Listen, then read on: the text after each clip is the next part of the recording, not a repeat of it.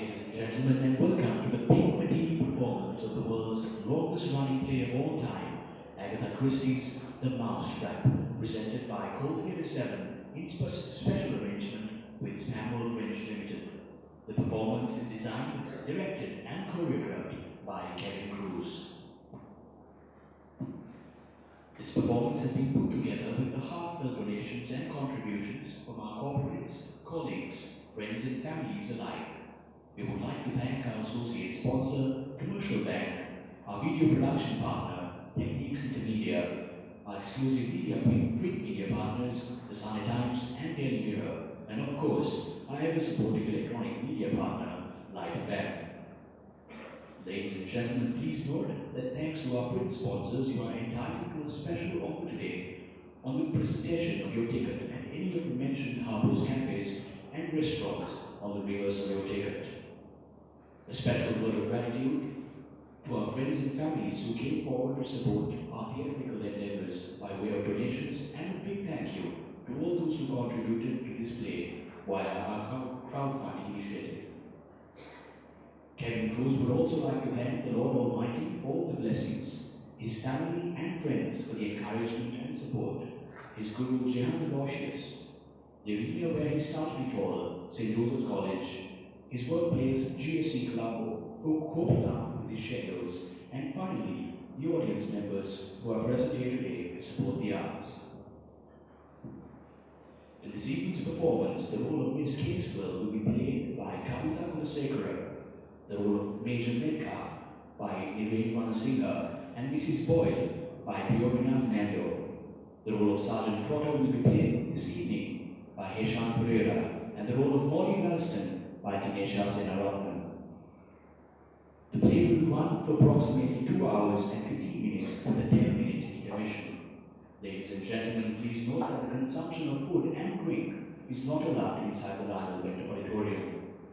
Please also note that the photographing and recording of this performance is strictly prohibited as it contravenes our agreement with Samuel French Limited. A gentle reminder to kindly switch off your mobile phones and other electronic devices, as we do not want the actors to be disturbed or distracted during the performance. As a customary practice with the staging of The Mousetrap, we would like to request you, the audience members of this evening, to kindly refrain from divulging the identity of the murderer to your friends and family, so that the mystery remains a mystery for those audience members who will be coming for the next show. The proceeds of this afternoon's show and the sale of souvenirs will be channeled towards a charity in order to help children with special needs. And finally, do sit back and enjoy Cold Theatre 7's amateur performance of The Mousetrap.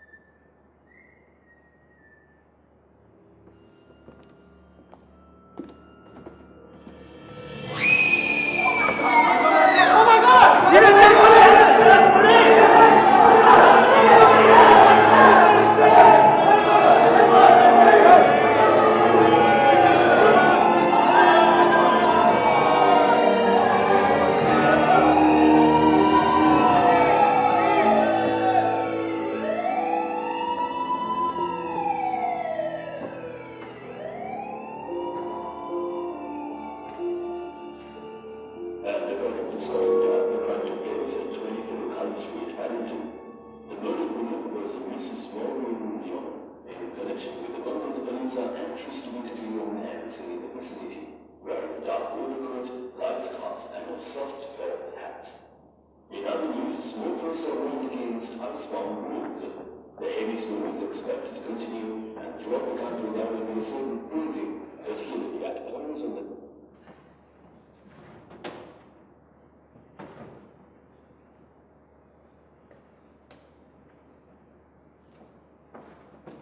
Mrs. Barlow! Mrs. Barlow! Oh, it's cold.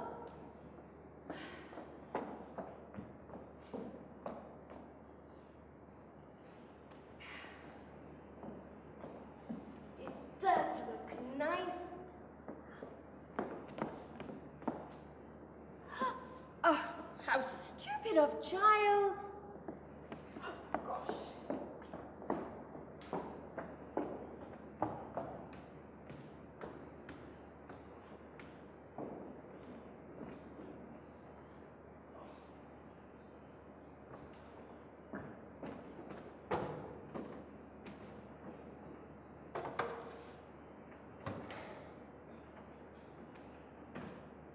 Molly! Molly? Molly, where are you? Doing all the work, you brute. Oh, there you are. Leave it all to me. Shall I soak the after? Tons. Hello, sweetheart. Oh, you're noticed me. I've just come in. Why?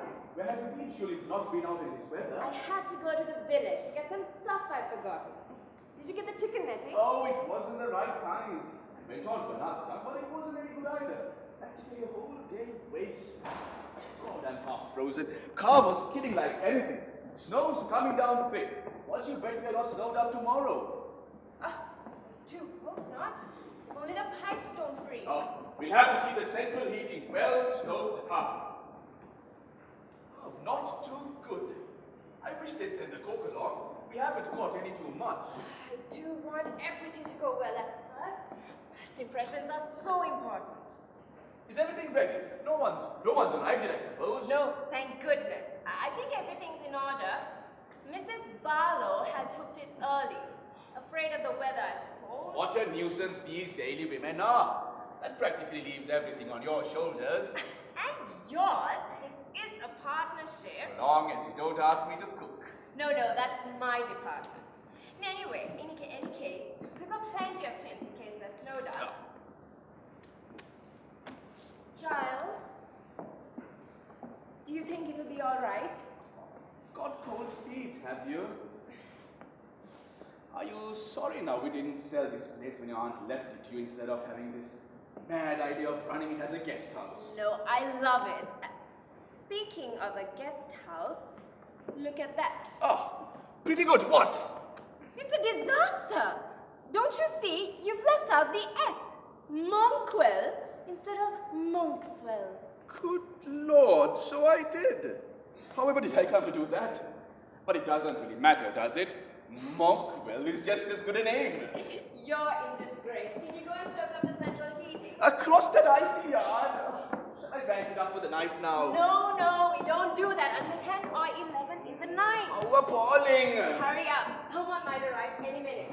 You've got all the rooms worked out? Yes, Mrs. Boyle in the front four-poster room. Major Metcalf in the blue room, Miss Casewell in the east room, and Mr. Wren in the oak room. Wonder what all these people will be like. Or do we have got rent in advance? I don't think so. You're rather mugs at this game, Molly. They bring luggage. If they don't pay us, we hang on to their luggage. Quite simple. I can't help thinking we ought to have taken a correspondence course in hotel keeping. We're sure to get had in some way. Their luggage might be just bricks wrapped up in newspaper, and where should we be then?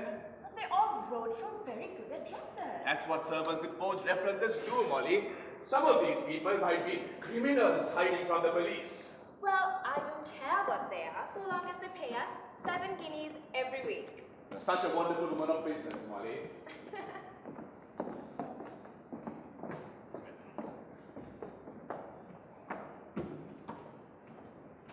And according to Scotland Yard, the crime took place at 24 Culver Street, Paddington.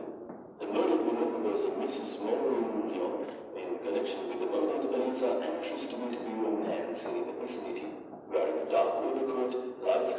a soft felt hat. In other news, motorists are warned against icebound roads. The heavy snow is expected to continue, and throughout the country there will be a certain...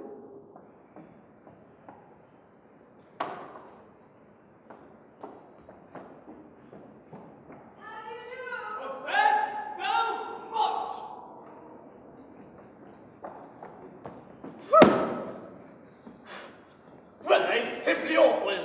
My taxi came up at your gate. Wouldn't attempt the drive. No sporting instinct.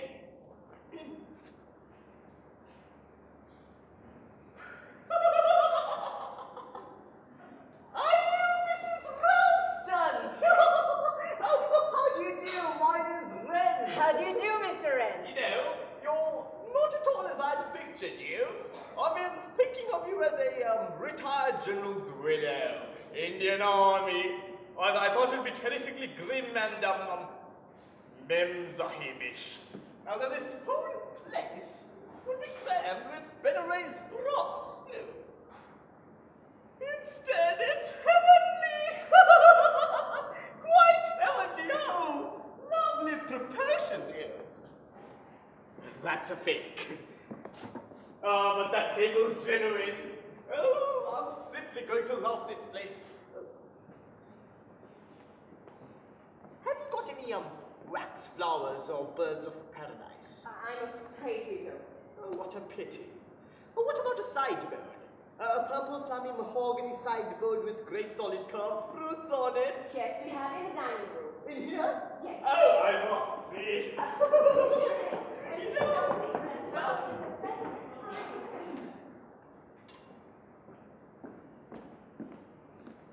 Do come in and warm yourself.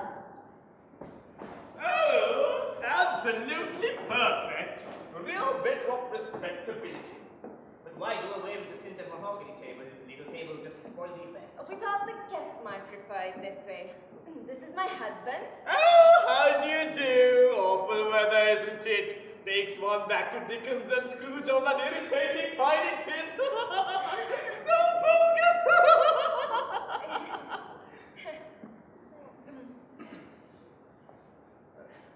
You're absolutely right about the little tables, Mrs. Ralston. You see, I was being carried away by my feeling for period. If you had a mahogany dining table, you'd have to have the right family around it. Stern, handsome father with a beard. Prolific, faded mother. 11 children in assorted ages. A grim governess and a... Somebody call poor Harriet! The poor relation who acts as General Dog's body and is very, very grateful for being given a good home. I'll take your suitcase upstairs for you. Oak room, did you say? Yes. I do hope that it's got a lovely purple so with little chintz roses. It hasn't.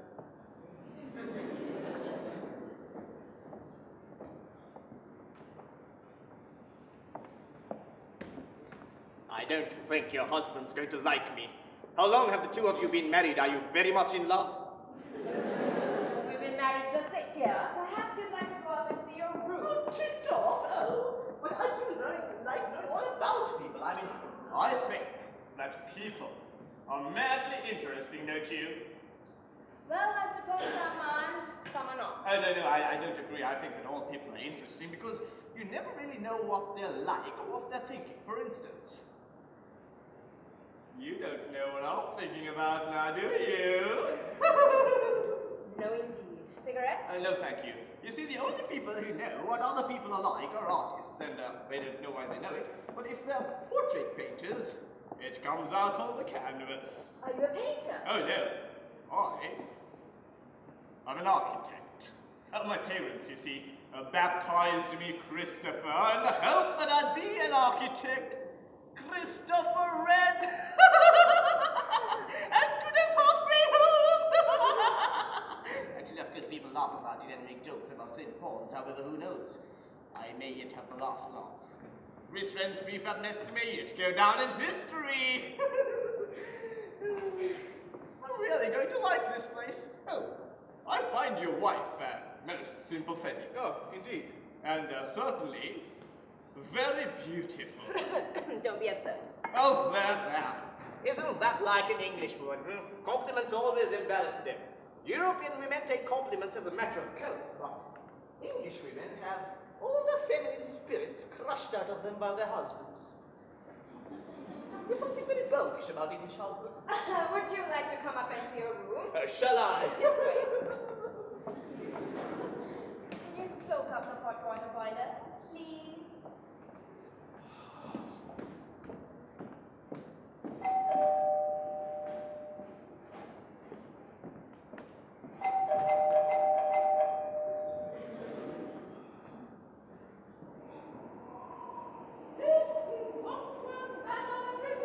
Yes!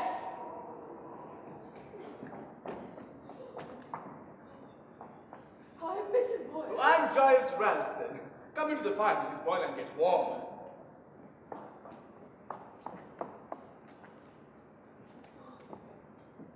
Awful weather, isn't it? Is this your only luggage?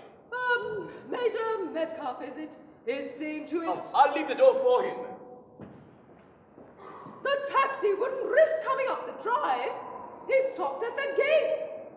We had to share a taxi from the station, and there was great difficulty in getting that. Nothing ordered to meet us. It would seem. I'm so sorry, it's just that we didn't know what train you would be coming by, you see. Otherwise, of course, we'd have seen that someone was standing by. All things should have been met. Let me take your coat.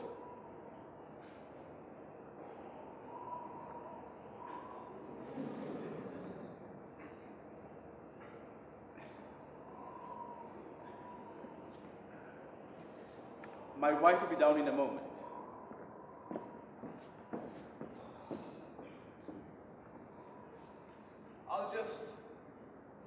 I'll just go along and give Metcalf a hand with the bags. The drive might have at least been cleared. Oh, most offhanded casual. I'm so sorry, Mrs. Ralston? Yes. You're very young. Young? To be running an establishment of this kind, you can't have had much experience. Well, everything has to have a beginning, hasn't there? I see.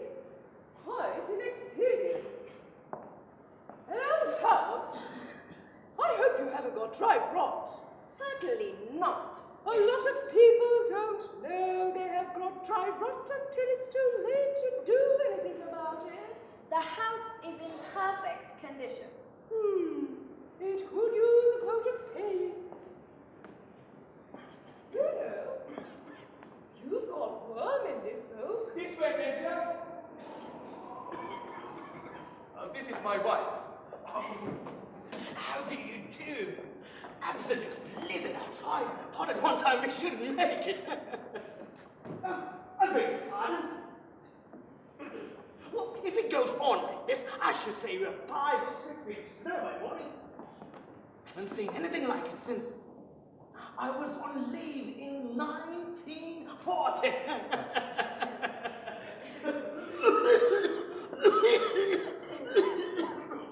Well, I'll take these up.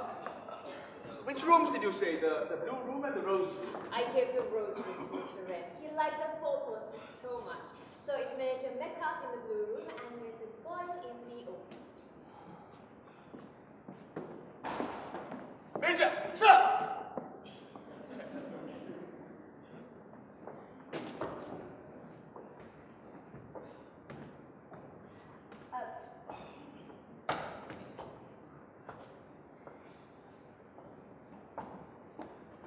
Do you have much servant difficulty here? We have quite a good local woman who comes in from the village. And what Indo staff? No Indo staff, just us. Indeed. I understood this was a guest house in full running order. We're only just I starting. would have said that a proper staff of servants was essential before opening this kind of establishment. I consider your advertisement most misleading. May I ask if I am the only guest here? Along with Major Metcalf, that is. We have several guests here. And this winter unfortunate. Well, we very well couldn't have foreseen the weather. The north wind doth blow, and it will bring snow. And what will the I don't must be right, don't you? Always so tragic and macabre. That's why children like them. May I introduce Mr. Wren, Mrs. Boyle? How do you do? Oh, this is a very beautiful answer to make. I have come to the time of life when the amenities of an establishment are more important than its appearance. If I had not believed that this was a running concern, I should have never come here.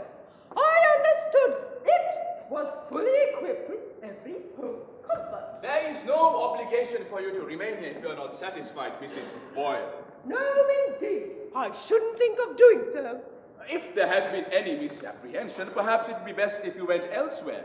I could ring up for the taxi to return. The roads are not yet blocked. We've had so many applications for rooms that we shall be able to fill your place quite easily. In any case, we are raising our terms next month. I am certainly not going to leave before I have tried what the place is like. You needn't think you can turn me out now. Perhaps you can take me up to my bedroom, Mrs. Ralston? Certainly, Mrs. Boyle. Darling, you are wonderful. This way, Mrs. Boyle. I think. Well, that is a perfectly horrible woman. I don't like her one bit. I'd like to see you turn her out into the snow. Serve her right. It's a pleasure I've got to forego, I'm afraid. Lord, there's another of them. Oh, come in. I'm afraid my car's walked about half a mile down the road. Let me take these.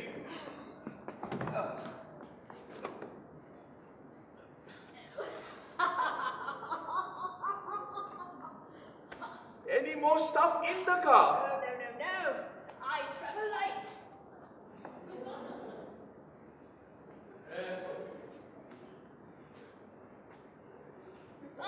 Glad to see you've got a good fire.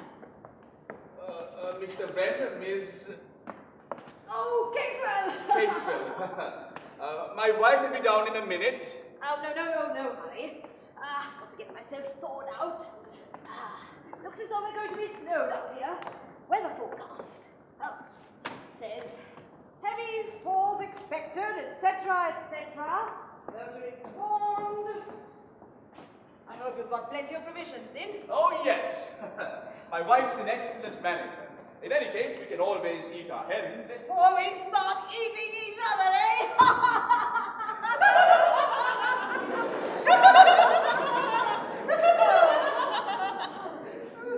Any more news in the paper apart from the weather?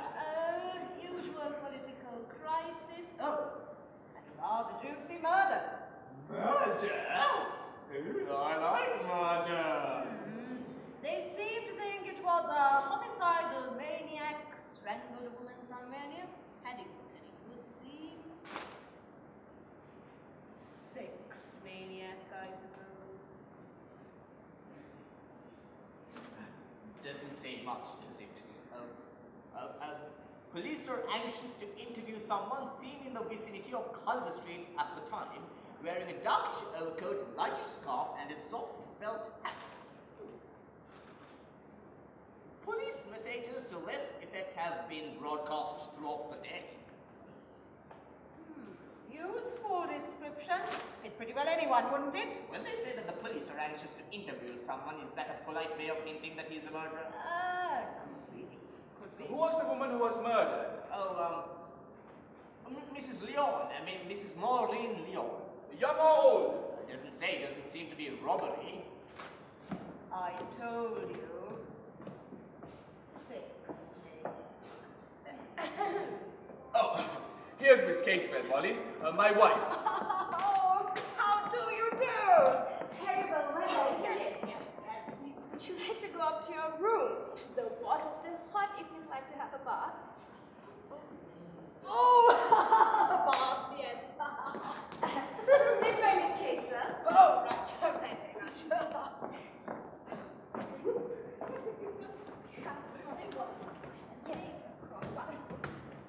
This kind of weather.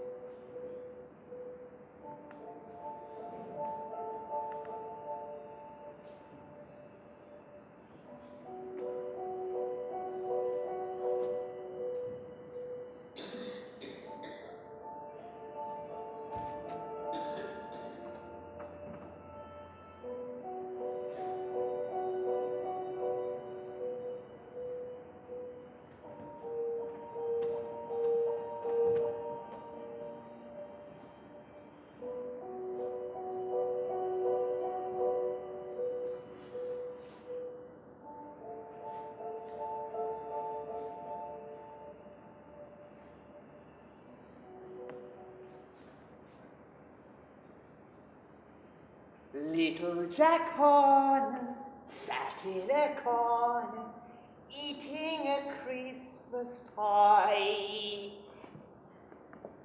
He put in his palm and pulled out a plum and said,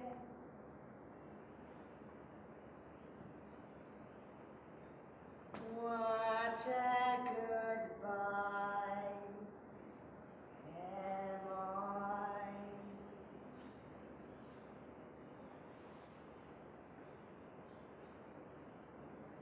I must go to the kitchen and get on with things.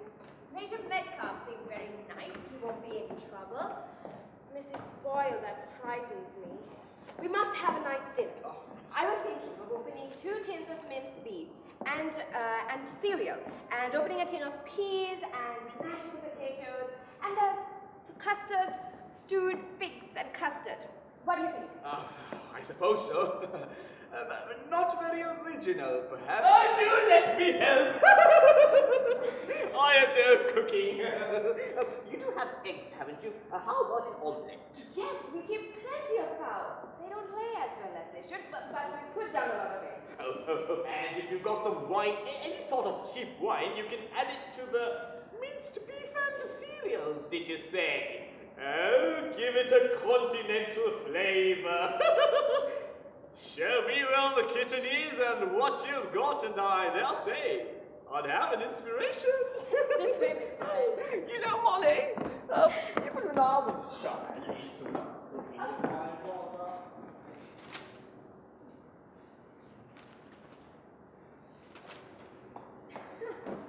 Isn't he sweet? He's put on an apron and he's getting all the things together. He says to leave it all to him and not come back for half an hour. If all our guests want to do the cooking themselves, that will save us a lot of trouble. Why on earth did you give him the best room? I told you he liked the food poster. Oh, he liked the pretty poster. Twerp. Child. I've got no use for that kind. You didn't handle his suitcase, I did. Had it bricks in it? It was no weight at all. If you ask me, there was nothing inside it. He's probably one of those young men who go about bilking hotel keepers. Don't believe it. I like him. I think Miss Casewell's rather peculiar, don't you think? Terrible female. If she is a female. Well, it seems rather hard that all our guests should be either unpleasant or odd. I think Major Metcalf's all right, don't you think? Probably drinks. Do you think so? Oh, no, I don't. I was just feeling rather depressed. Well, at any rate, we now know the worst. They've all arrived. Who could that be? Probably the Culver Street murderer. Don't. Those buttons. I am where am I? This is Monkswell Manor Guest House. Ah, guest house. But what a stupendous, a great fortune. Ah. Madame, what an answer to prayer, eh? A guest house and a charming young hostess. Alas, my Rosa Royce says run into a snowdrift. A blinding snow everywhere. I do not know where I am. I think to myself, I shall freeze to death. And then I take a little bag and I stagger through the snow like this. And before me I see a big iron gates of habitation. I am saved. Twice I fall down as I come up the drive, but I finally arrive, and immediately despair turns into joy!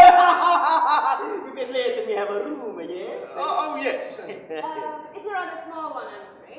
Yes, you have several other guests, eh? Yes, we've only opened this place as a guest house today, so we're rather new at it. Charming. What about your luggage? Oh, no. That is of no consequence, eh? I have locked the car securely. But put it on Oh, the no, luggage. figurati, my friend. I can assure you, on such a night as this, there are no thieves abroad, and as for my needs, they're very simple. I have all I need in this little bag. Yes, all I need.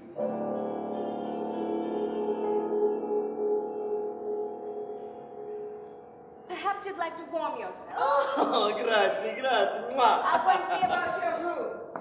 It's a rather cold one, I'm afraid, because it faces north, but all other rooms are occupied. You have several other guests, eh?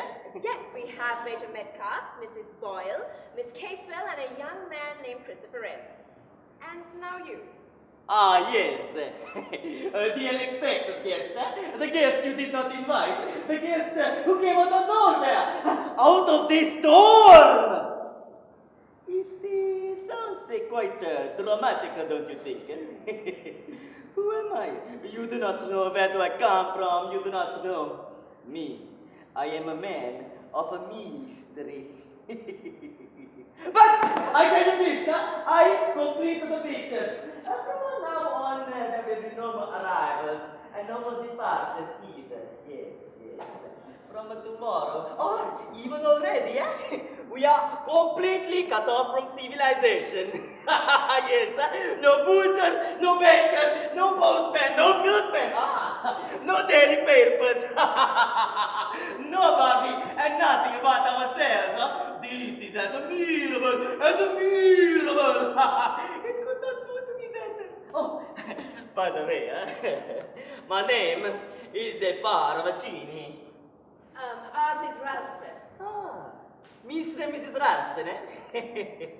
And this is a Monkswell Manor guest house. Perfecto. Oh, perfecto!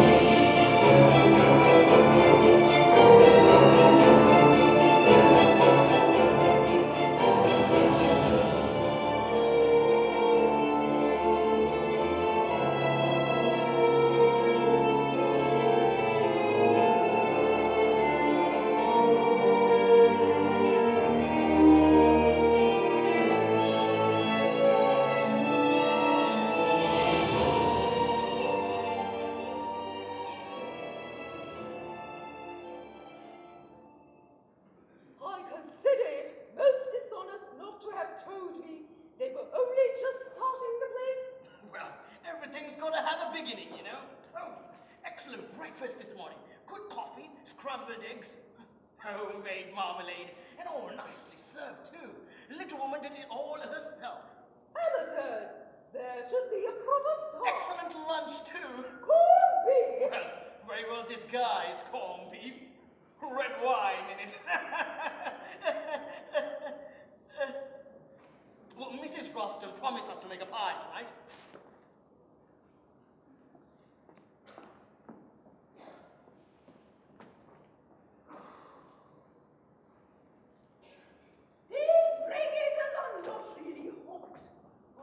speak about it. Comfortable beds too, at least mine was. Hope yours was as well. It was quite adequate. I don't quite see why the best bedroom should have been given to that very peculiar young man. Got here ahead of us. First come, first serve. From the advertisement, I got quite a different impression of what the place would be like. A comfortable writing room. A much larger place altogether, with rich and other amenities. Regular old Tabby's delight. I beg your pardon. I mean, yes, I quite see what you mean. What?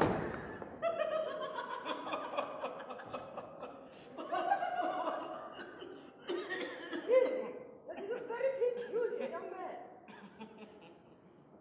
I don't think I'll stay here long. No, I don't suppose you will. Very peculiar. Mentally unbalanced, I shouldn't wonder. I think he's escaped from the lunatic asylum. Giles, can you shovel the snow away again from the back door? I'll help you out, what? Good exercise. Must have exercise.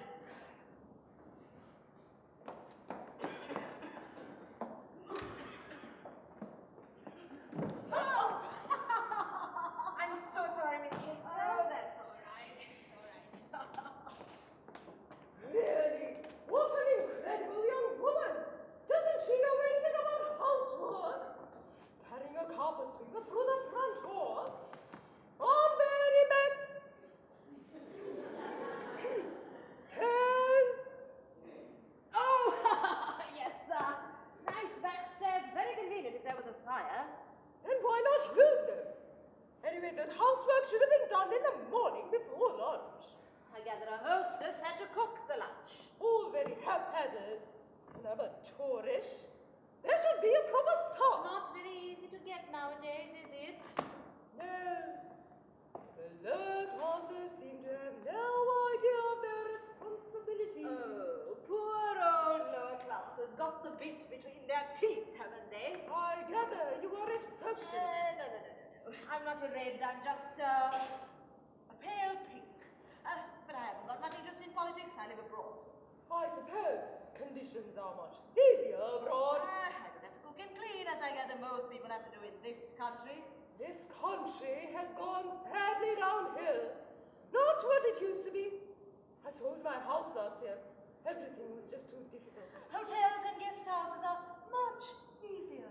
They certainly solve some of one's problems. Are you over in England for long? Depends. I've got some business to see to. When it is finished, I shall go back. To France? No. Italy? No.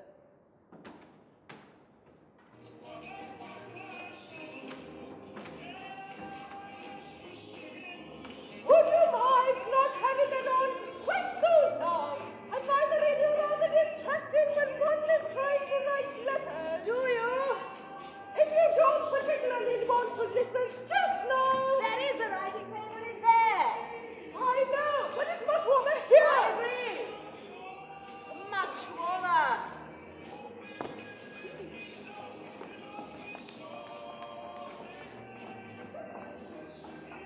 Bloody old bitch.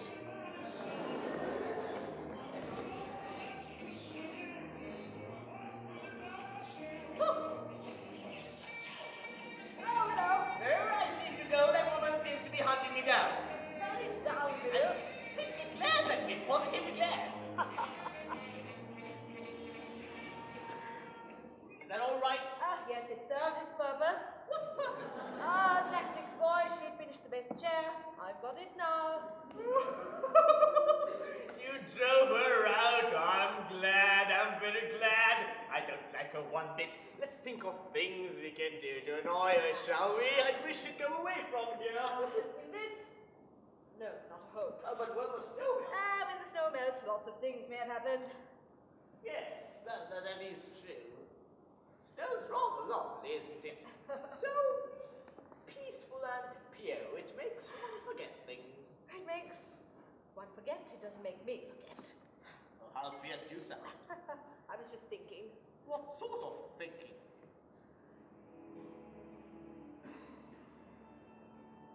Ice on a bedroom jug. Chilblains raw and bleeding.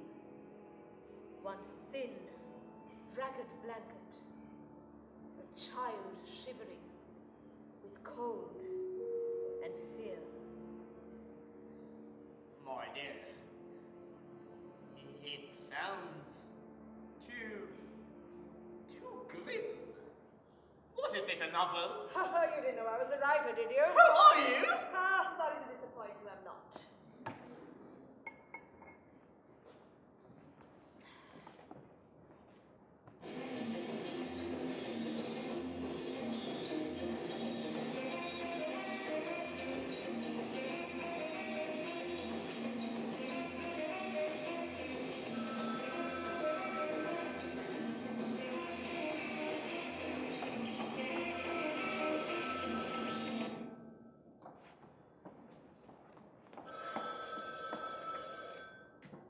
Yes? Yes, this is Momsville Manor Guest House. I'm sorry, Mr. Ralston can't come to the phone right now. This is Mrs. Ralston speaking. Who? The Berkshire Police? Yes, Superintendent Hartford. I'm afraid that's impossible. The roads are impossible. We're snowed up, completely snowed up. He'll never get here. But yes, but of course, very well, but hello? Hello? Molly, do you know where there's another spade? Giles, the police have just rung up. Trouble with the police, eh? Serving liquor without a license. They're sending out a sergeant or an inspector or something. But he'll never get here. That's what I said, but they seem very confident that he would. Nonsense. Even a jail couldn't get through today. Anyway, what's it all about? That's what I asked, but they wouldn't say. Just that I was to impress upon my husband, to listen very carefully to Sergeant Trotter, I think he said, and to follow his instructions implicitly. Isn't that extraordinary? What on earth do you think we've done? Do you think it's those Nylos from Gibraltar? Oh, no. I did remember to get the wireless license, didn't I? Yes, it's in the kitchen dresser. I had rather near shared with the car the other day, but it was entirely the other fellow's fault. You must have done something. Probably it's something to do with running this place.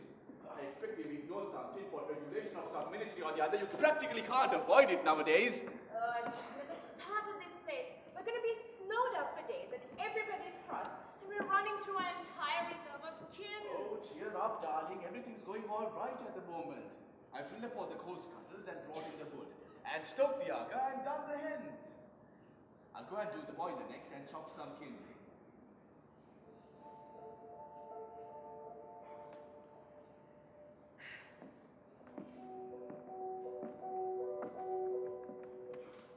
You know, Molly, come to think of it, it must be something pretty serious to send a police sergeant trekking out in all this. It must be something really urgent.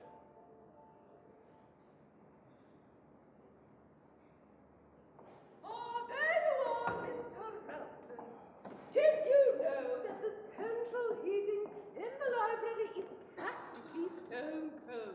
I'm sorry, Mrs. Boyle, we're a bit short of coke, and as you I am can see... paying 7 guineas a week. 7 guineas? And I do not want to freeze. I'll go and stoke it up. Mrs. Ralston, if you don't mind my saying so, that is a very extraordinary young man you have staying here. His manners and his ties, and does he ever brush his hair? He's an extremely brilliant young architect. I beg your pardon? Christopher Wren is an architect. My dear young woman, I have naturally heard of Sir Christopher Wren. Of course he was an architect, he built St. Paul's. You young people seem to think that no one is educated but yourselves. I meant this Wren. His name is Christopher. His parents named him that, hoping he'll become an architect. And he is. Or nearly is one, so it turned out all right. Sounds a fishy story to me. I should make some inquiries if I were you. What do you know you, Mrs. Boyle, which is that you are both paying us 7 guineas a week. That's all that really concerns me and all I need to know. Doesn't matter whether I like my guests or whether I don't. You are young and inexperienced and should welcome the advice of someone more knowledgeable than yourself. And what about this foreigner? What about him? You weren't expecting him, were you? To turn away a bona fide traveller is against the law, Mrs. Boyle. You should know that. Why do you say that? Weren't you a magistrate sitting on the bench, Mrs. Boyle? All I say is that this paraphilia, whatever he calls Oh, beware of your lady, eh? You speak of the devil, and here he is, I didn't hear you come in. Oh, that is because I came on a deep door like this. Nobody really helps me if I do not want them to. Oh, you know, there was this young lady once. Well, I must get on with my letters. I'll see if it's a little warmer in the drawing room.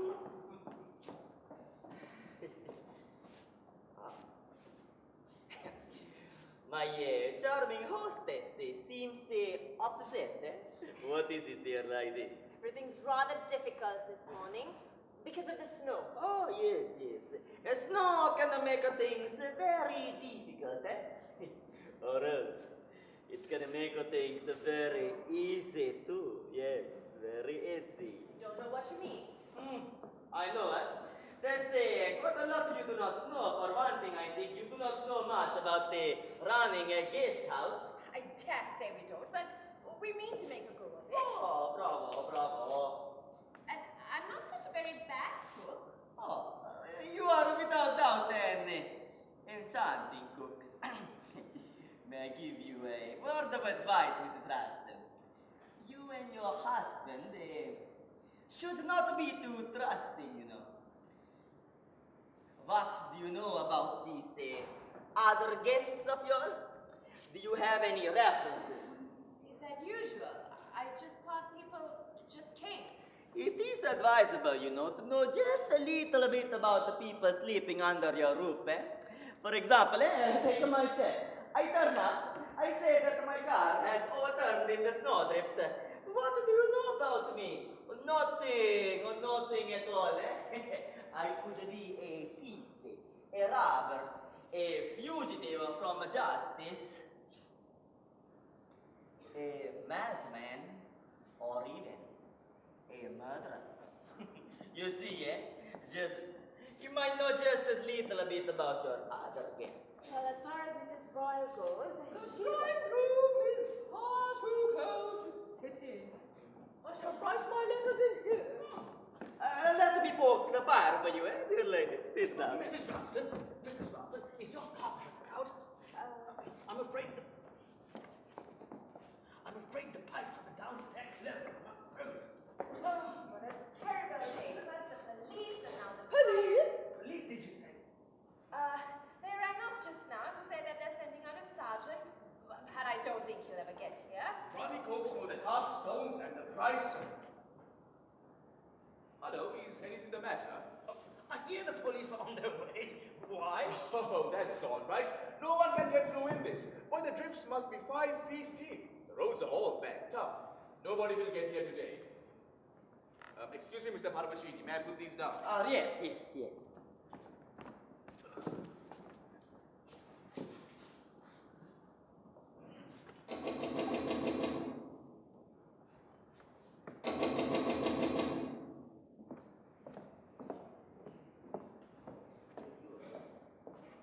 Are you Mr. Ralston? Yes. Thank you, sir. Detective Sergeant Trotter, Wiltshire Police.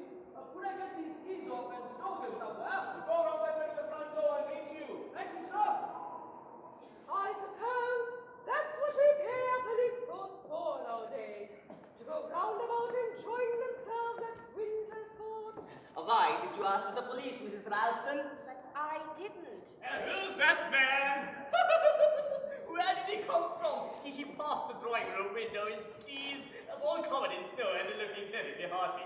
You may believe it or not, but that is a policeman. Policeman Skeet. This is Detective Sergeant Trotter. Good afternoon. You can't be a sergeant, you're too young.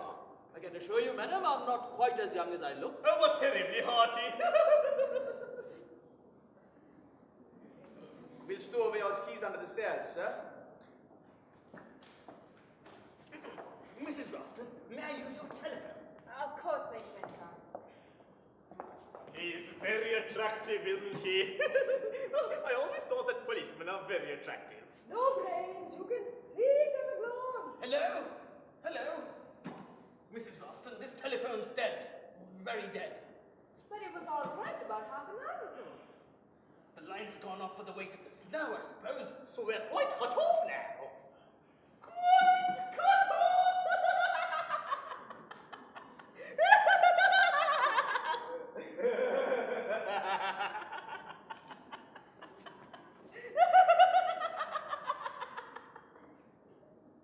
That's funny, isn't it? Don't see anything to laugh about. No, indeed. It's a private joke of mine own. The sleuth is returning. Now we can get down to business. Mrs. Ralston? Mr. Ralston? Do you want to see us alone? If so, we could go into the library. That's not necessary, sir. It will save us some time if everyone's present. If I might sit at that table. Excuse me, sir. I beg your pardon.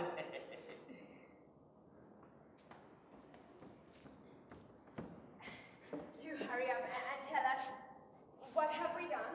Done?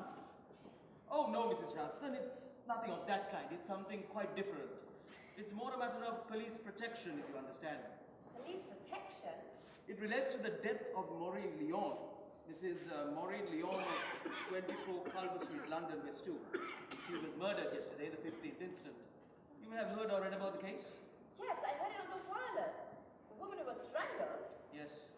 Now, the first thing I want to know is if you were acquainted with this Lyon. I've never heard of her.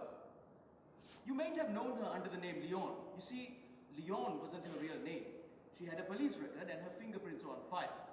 We were able to identify her without much difficulty. Her real name is Stanning. Her husband, a farmer, Drone Stanning. They resided at Longbridge Farm, not very far from here. Longbridge Farm?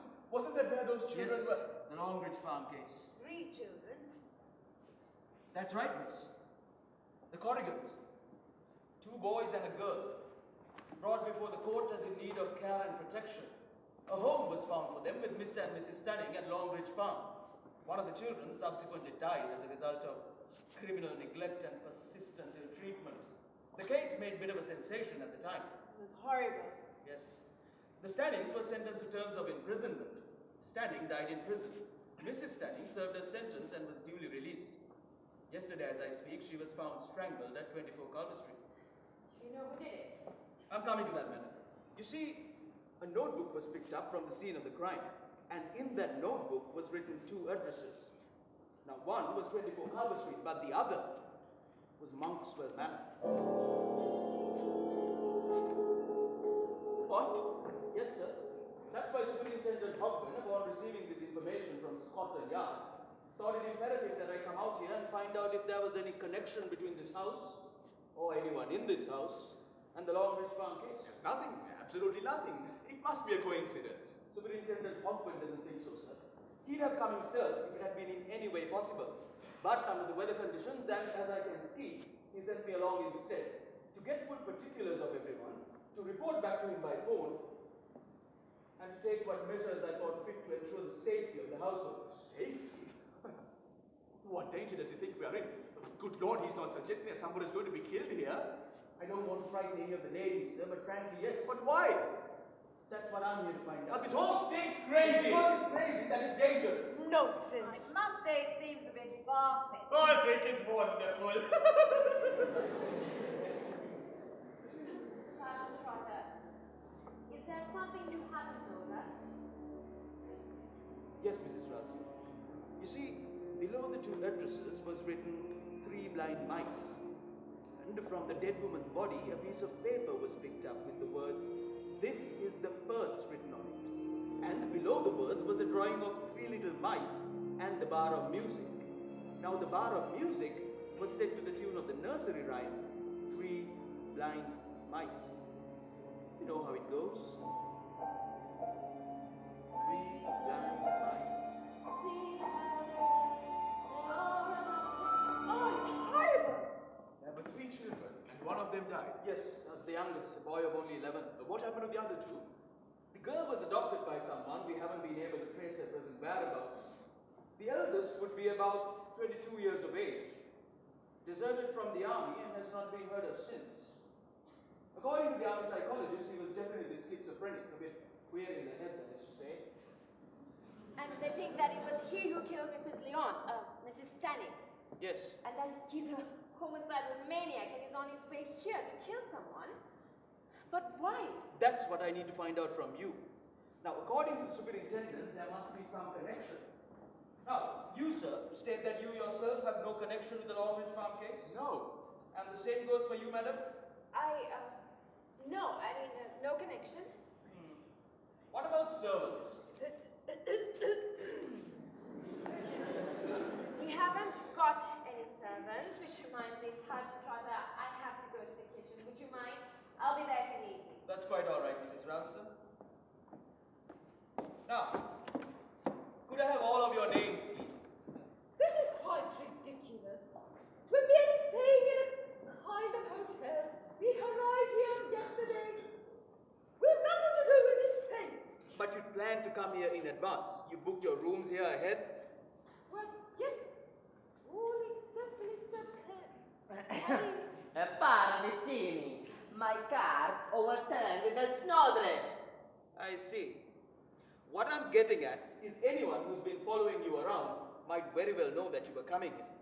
Now, that's just one thing I want to know, and I want to know it quick. Which one of you is it that has some connection with the Longridge Farm case?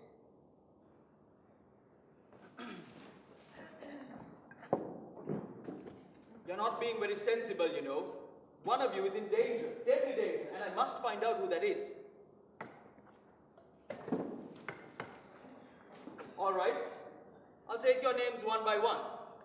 You first, since you seem to have arrived here more or less by accident, Mr. Perry. Paravicini, eh? But my inspector, I know nothing about nothing of what you are talking about, eh? I am a stranger in this country. I do not know these local affairs of bygone years. Mrs. Boyle, I don't see. Really, I consider this an impertinence. Why on earth should I have anything to do with such distressing business? You, miss? Oh, Casewell, Leslie Casewell. I never heard of Longridge Farm and I know nothing about it. And you, sir? Metcalf, Major. I read about the case at the time. I was stationed in Edinburgh then. No personal knowledge, no. And you? Christopher Wren. I was a mere child at the time. I don't even remember hearing about it. And that's all you have to say? Any of you? Well, if one of you gets murdered, you'll only have yourselves to blame. Now then, Mr. Ralston, can we take a look around the house?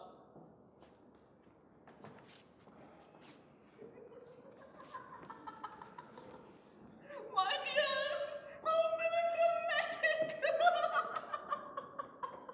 He's very attractive, isn't he? Quite stern and hard-boiled. What a thrill, this whole business.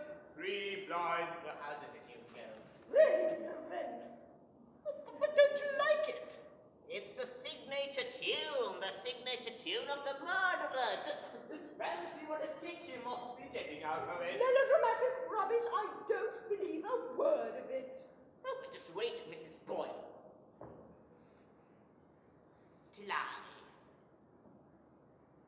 creep up behind you, and you feel my hands on your throat.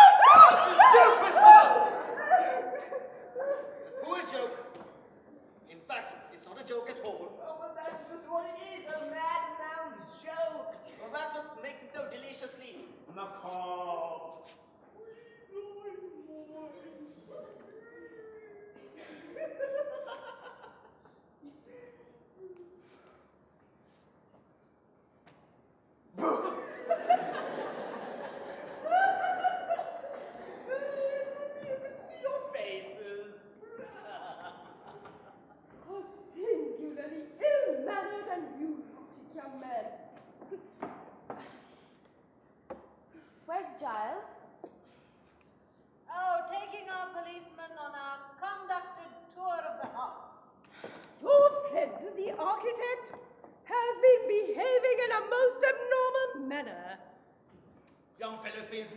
nowadays.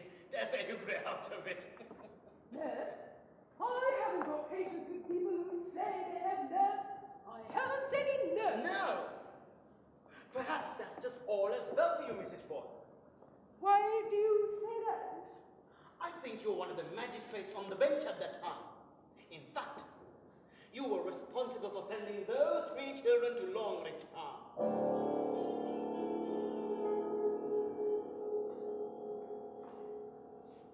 Really, Major Metcalf, I can hardly be held responsible. We had reports from welfare workers. The farm people seemed quite nice and were anxious to have the children. It seemed most satisfactory. Eggs and fresh milk and a healthy out-of-door life. Kicks, blows, starvation, and a thoroughly vicious couple. But how was I supposed to know? They were very civilly spoken. Right. It was you.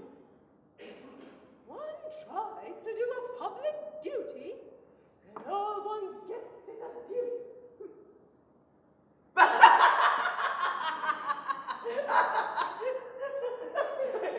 You must excuse me, but I find all of this very amusing.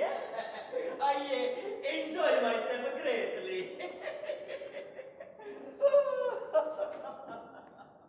I never really did like that man.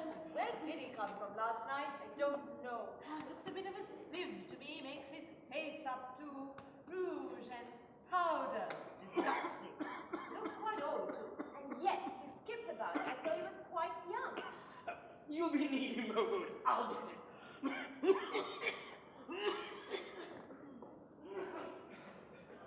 It's only 4 in the afternoon and it's almost dark. I better turn the lights on. That's better.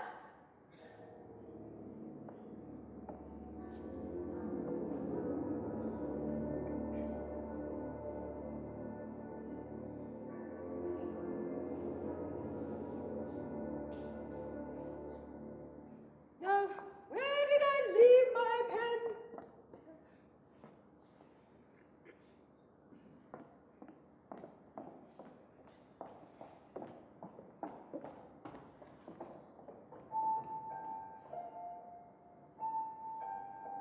Oh, what a horrid tune. Don't you like it? Reminds you of your childhood, perhaps? An unhappy childhood? I had a very happy child. Ah, if you were lucky.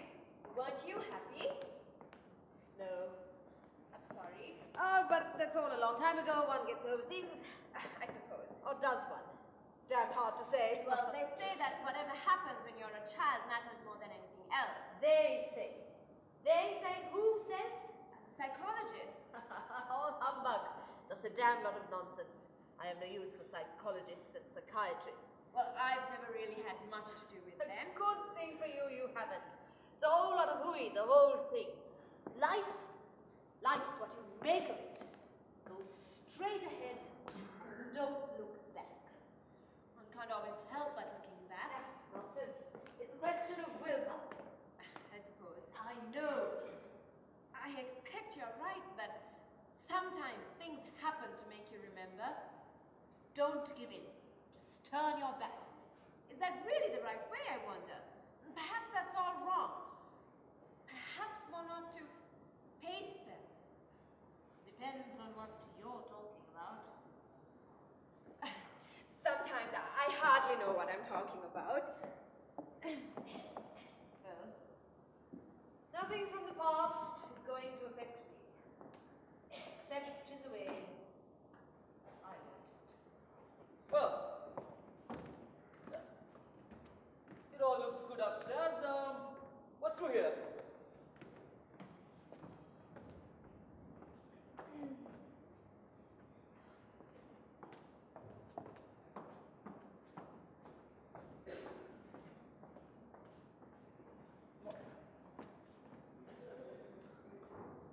What's in here? Drawing room.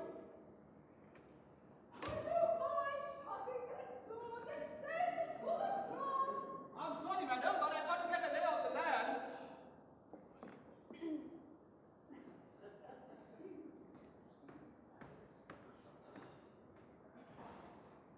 What's all this nonsense? Well, that completes the tour. Nothing suspicious. I think I'll make my report to Superintendent Hogben now. But you can't. The line is dead. What? Since when? Major Metcalf tried just after you arrived. But it was all right earlier. I mean, the superintendent got through all right? Yes, I suppose since then it's gone down with the weight of the snow. I wonder. It may have been cut. Cut? But who could cut it? Mr. Ralston, just how much do you know about these people who are staying in your guest house? Well, we don't really know much about them. Mrs. Boyle wrote from a Bournemouth hotel and Major Metcalf from an address in Leamington. Leamington. Brent wrote from Hampstead and then Hazelman from a private hotel in Kensington. Parogenia, as we told you, arrived out of the blue last night. Still, I suppose they've all got rationed books, that sort of Yes, thing. yes, I shall get into all of that, of course, but there's not much reliance to be placed on that sort of evidence. But even if this crazy homicidal maniac is on his way here to kill one of us or all of us, we're quite safe now because of the snow. Unless he's already here. Yeah, already. Well, why not? All of these people arrived here yesterday evening, some hours after the murder of Mrs. Leon. Plenty of time to get here. But except for Mr. Palpatine, they all booked beforehand. Well, these crimes were planned ahead. Crimes? There's been only one crime in Carter Street. What makes you so sure there'll be another here? That it will happen here, no. I hope to prevent that. That it will be attempted, yes. I can't believe it. It's so fantastic! It's not fantastic, it's just facts. Sergeant Trotter, do you have a description of what this man looked like in London? Yes, Mrs. Russ. Medium height, indeterminate build, darkish overcoat, soft felt hat, face hidden by a muffler. He spoke in a whisper. There are 3 darkish overcoats hanging in the hall now.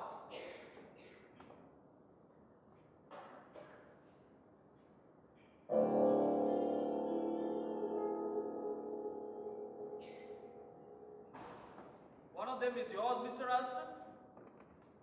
There are 3 lightish felt hats. Still can't believe it. You see, it's this telephone wire that worries me. If it's been cut. I have to go. I have to get on with the vegetables.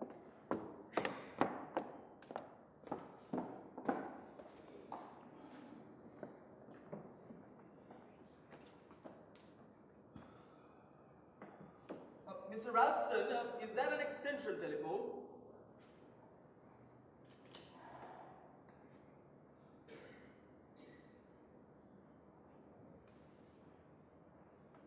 I beg your pardon, did you say something? Yes, I said, is there an extension telephone? Yes, up in our bedroom. Go up there and try it for me, will you?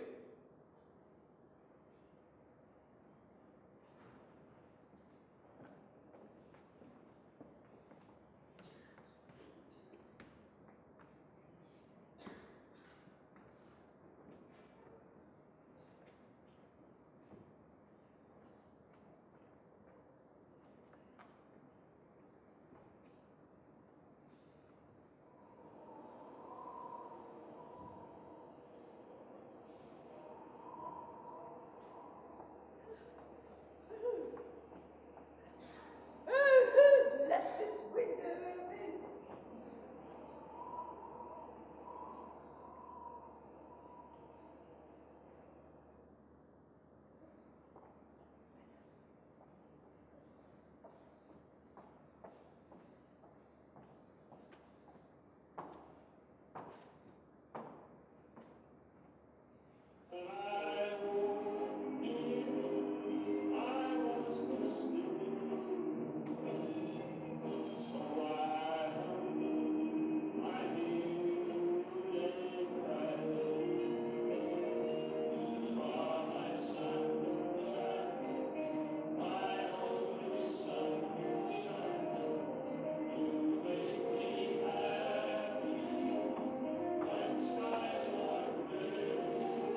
To understand what I may term as the mechanics of fear, you have to study the precise effect produced on the human mind.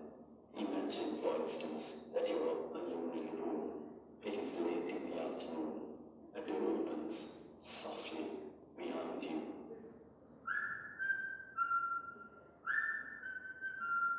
Oh, is this you? I can't seem to find a program worth listening to.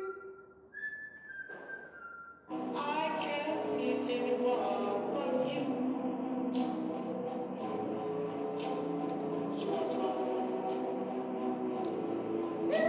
are you doing?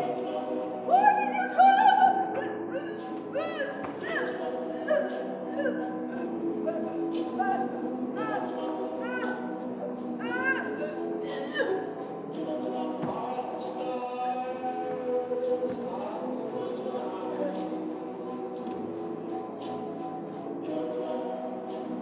Why is it all so dark?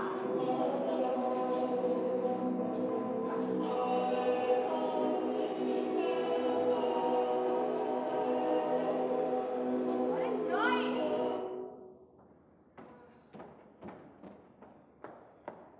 What?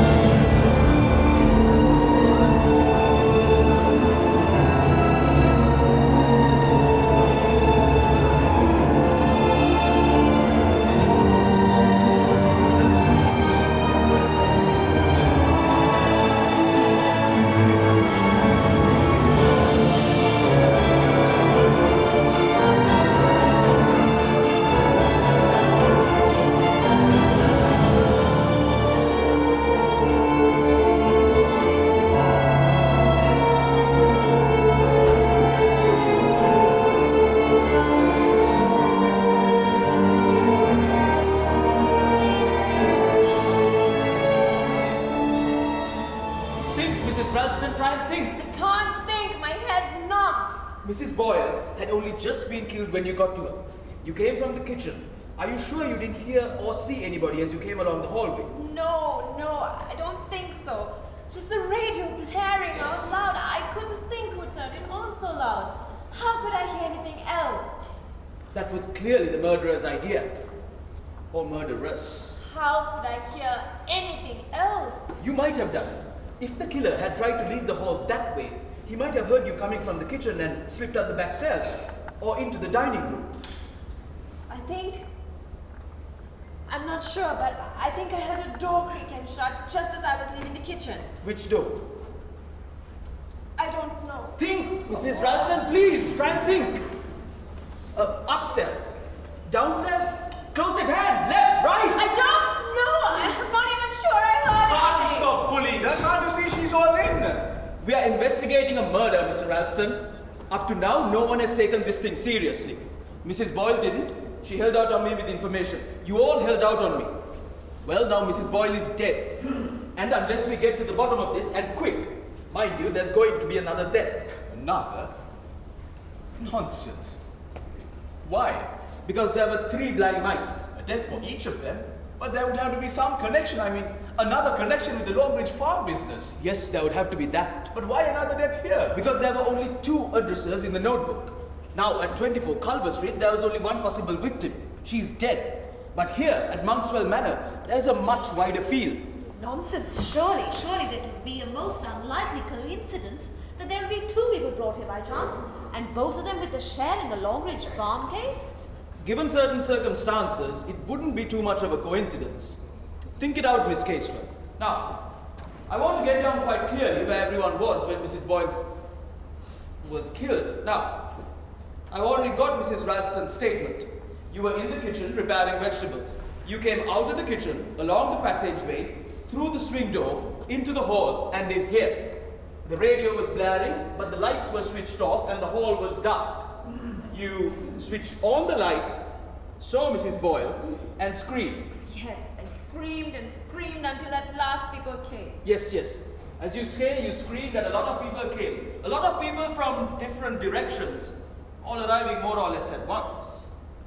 Now then, Mr. Ralston, when I went out of that window to trace the telephone wire, you went up to the bedroom you and Mrs. Ralston occupied to check the extension telephone. Where were you when Mrs. Ralston screamed? I was still up in the bedroom. The extension telephone was dead too. I looked out of the window to see if I could see any sign of the wires being cut there, but I couldn't. Just after I shut the window, I heard Molly scream and I rushed down. Those simple actions took you a rather long time, Mr. Ralston? I don't think so. I should say you certainly took your time over them. I was thinking about something. Very well. Now then, Mr. Wren, I'll have your account of where you were.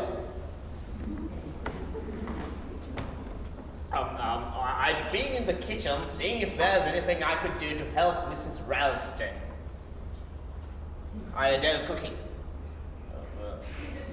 After that, I went upstairs to my bedroom. Why? Well, it's a perfectly natural thing to go to one's bedroom, don't you think?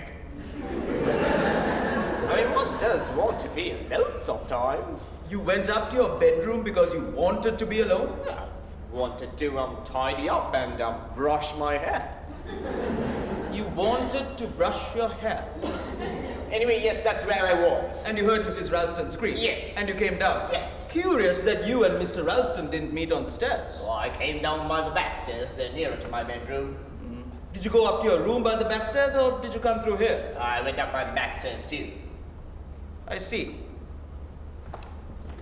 Mr. Paravicini. I haven't told you. I was playing at the piano in the drawing room to the inspector. I'm not an inspector, Mr. Paravicini, just a sergeant. Did anyone hear you playing the piano? Oh, no, I do not expect so. I was playing very, very softly with one finger like this. You were playing Three Blind Mice. Is that so? Yes, it is a catchy little tune. It is what shall I say, a haunting little tune. Don't you all agree? I think it's horrible.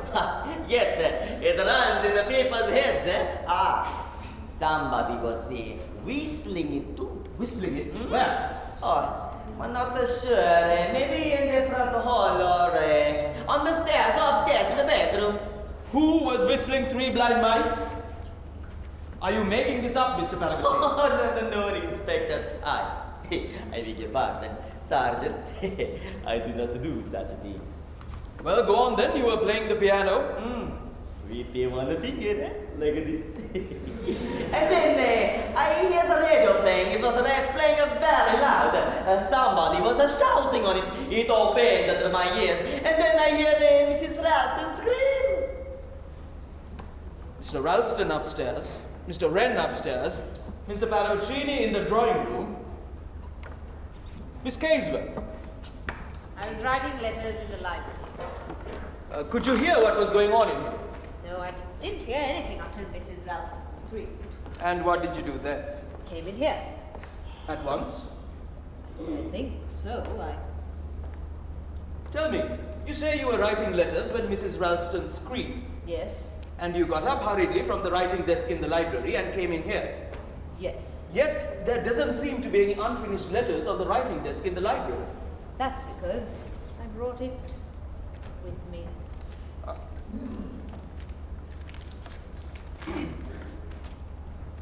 Dearest Jessie, friend of yours or relation? That's none of your damn business. Perhaps not. But if I were to hear someone screaming blue murder, I don't think I'd take the time to pick up my unfinished letter, fold it, and put it in my handbag before coming to see what was the matter. You wouldn't? How interesting. Now then, Major Metcalf, you said you were down in the cellars. Why? Looking around, just looking around. Oh, I looked into the cupboard place near the kitchen under the stairs. Lot of junk and sports tackle. I noticed there was another door inside. I opened it and I went down and I saw a flight of steps. I was curious, so I went down. Nice cellars you got here. I'm glad you like them. Not at all. Crypt of an old monastery, I should say. Oh, probably why they call this place Monk's Well. We're not engaged in antiquarian research, Major Metcalf. We're investigating a murder. Now, Mrs. Ralston has already told us that she heard a door shut with a faint creak. That particular door shuts with a creak. It could be, that after killing Mrs. Boyle, the murderer heard Mrs. Ralston coming from the kitchen and slipped into the cupboard, pulling the door after him. A lot of things could be. Well, there would be fingerprints on the Mine are there, all right. But most criminals are careful to wear gloves nowadays, aren't they? As usual, but most criminals slip up sooner or later. I wonder, Sergeant, if that is really true. Look, aren't we wasting time? Please, Mr. Ralston, I am in charge of this investigation. Oh, very well, but Mr. Ralston, thank you. Now, we've got to establish opportunity as well as motive. And let me tell you this, you all had the opportunity. There are two staircases. Anyone could go up by one and come down by the other. Anyone could go down to the cellars by the door near the kitchen and come up by a flight of steps that lead up through a trap door to the foot of the stairs over there. The vital fact is that each and every one of you was alone at the time the murder was committed.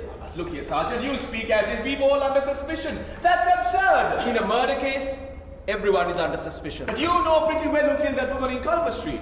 You think it's the eldest of those 3 children at the farm. A mentally abnormal young man who is now 23 years of age. But damn it all, there's only one person who fits the bill! It's not true! It's not true! You're all against me! You've always been against me! You're not going to say that I committed these murders! It's persecution, I tell you! It's persecution! Steady, lad, steady! It's all right, Chris. If nobody's against you, tell him it's all right. We don't frame people. Tell him you're not going to arrest him. I'm not going to arrest anybody. To do that, I need evidence. I haven't got any evidence yet. I think you're crazy, Molly, and you too. There's only one person who fits the bill, and if as a safety measure, he ought to be put under arrest. It's only fair to the rest of us. Child, wait. Wait. Sergeant Trotter, can I speak to you a minute? Certainly, Mrs. Ralston. Will the rest of you go into the dining room, please? Che palle!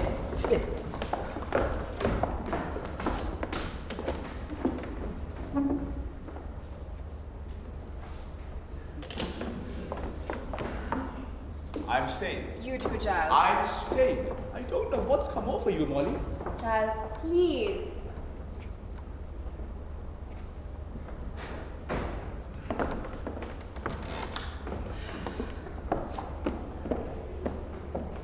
Yes, Mrs. Ralston.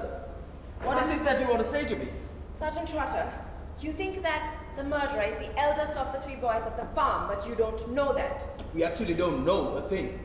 All we've got so far is that the woman who joined with her husband in starving and ill-treating those children has been killed. The woman magistrate who was responsible for placing them there has been killed. The telephone wire that connects me with police headquarters has been cut. But you don't know that. That may have just been the snow. Oh no, Mrs. Ralston. The line was deliberately cut. It was cut just outside by the front door. I found the place. I see. Sit down, Mrs. Ralston. But all the same, you don't I'm know. going by probability here. It all points one way. Childish mentality, mental instability, desertion from the army, and the psychiatrist's report. Yes, and it all seems to point to Christopher, but I don't believe it's him. There must be other possibilities. Such as? Hadn't the children any other relations? The mother was a drunk. She died soon after the children were taken away from her. What about the father? He was an army sergeant serving abroad. If he's alive, he's probably retired from the army by now. So, where is he now? We've no information, and to trace him may take some time. But let me assure you, Mrs. Ralston, the police take every eventuality into account. But you don't know where he is this very minute. And if the son was mentally unstable, then the father may have been unstable too.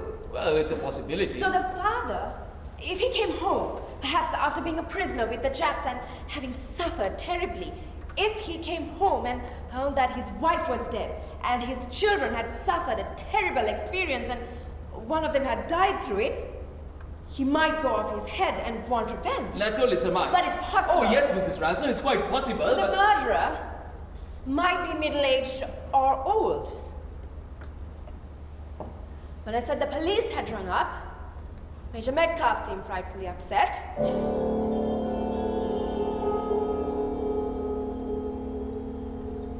He really was. I saw his face.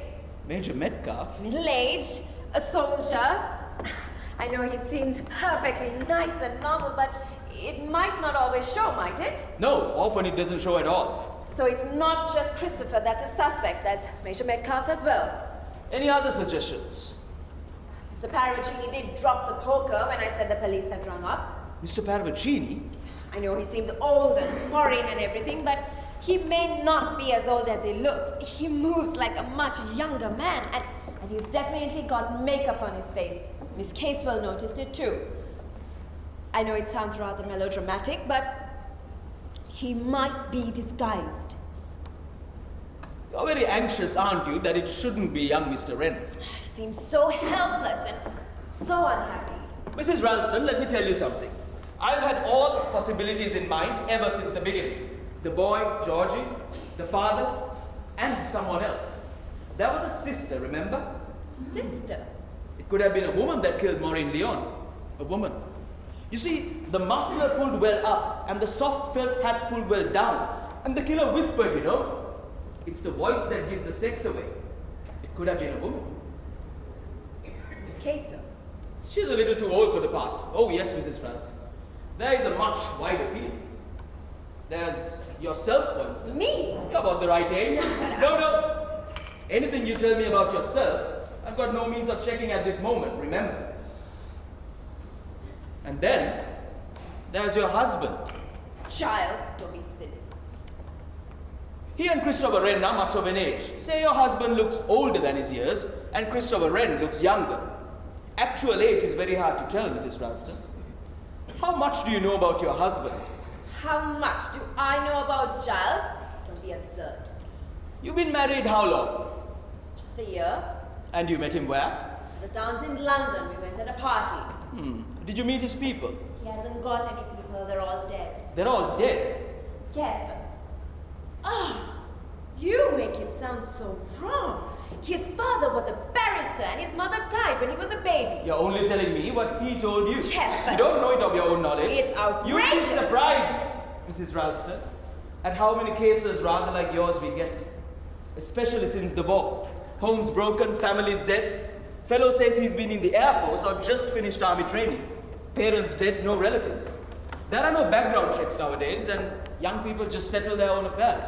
They meet, they marry. It was parents and relatives who used to make inquiries before consenting to an engagement. That's all done away with. Girl just marries a man.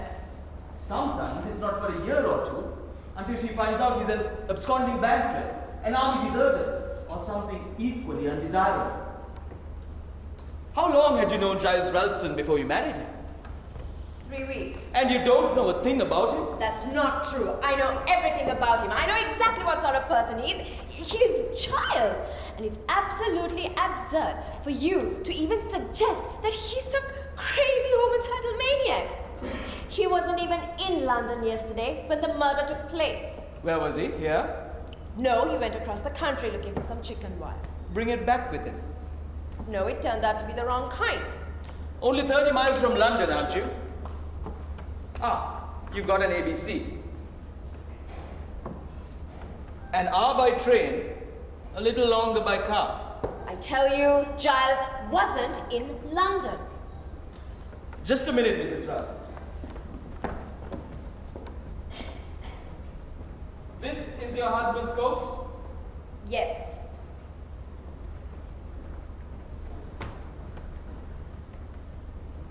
Evening news. Yesterday's. Sold on the streets around 3:30 in the afternoon. Are I don't believe it. Don't you? Don't you?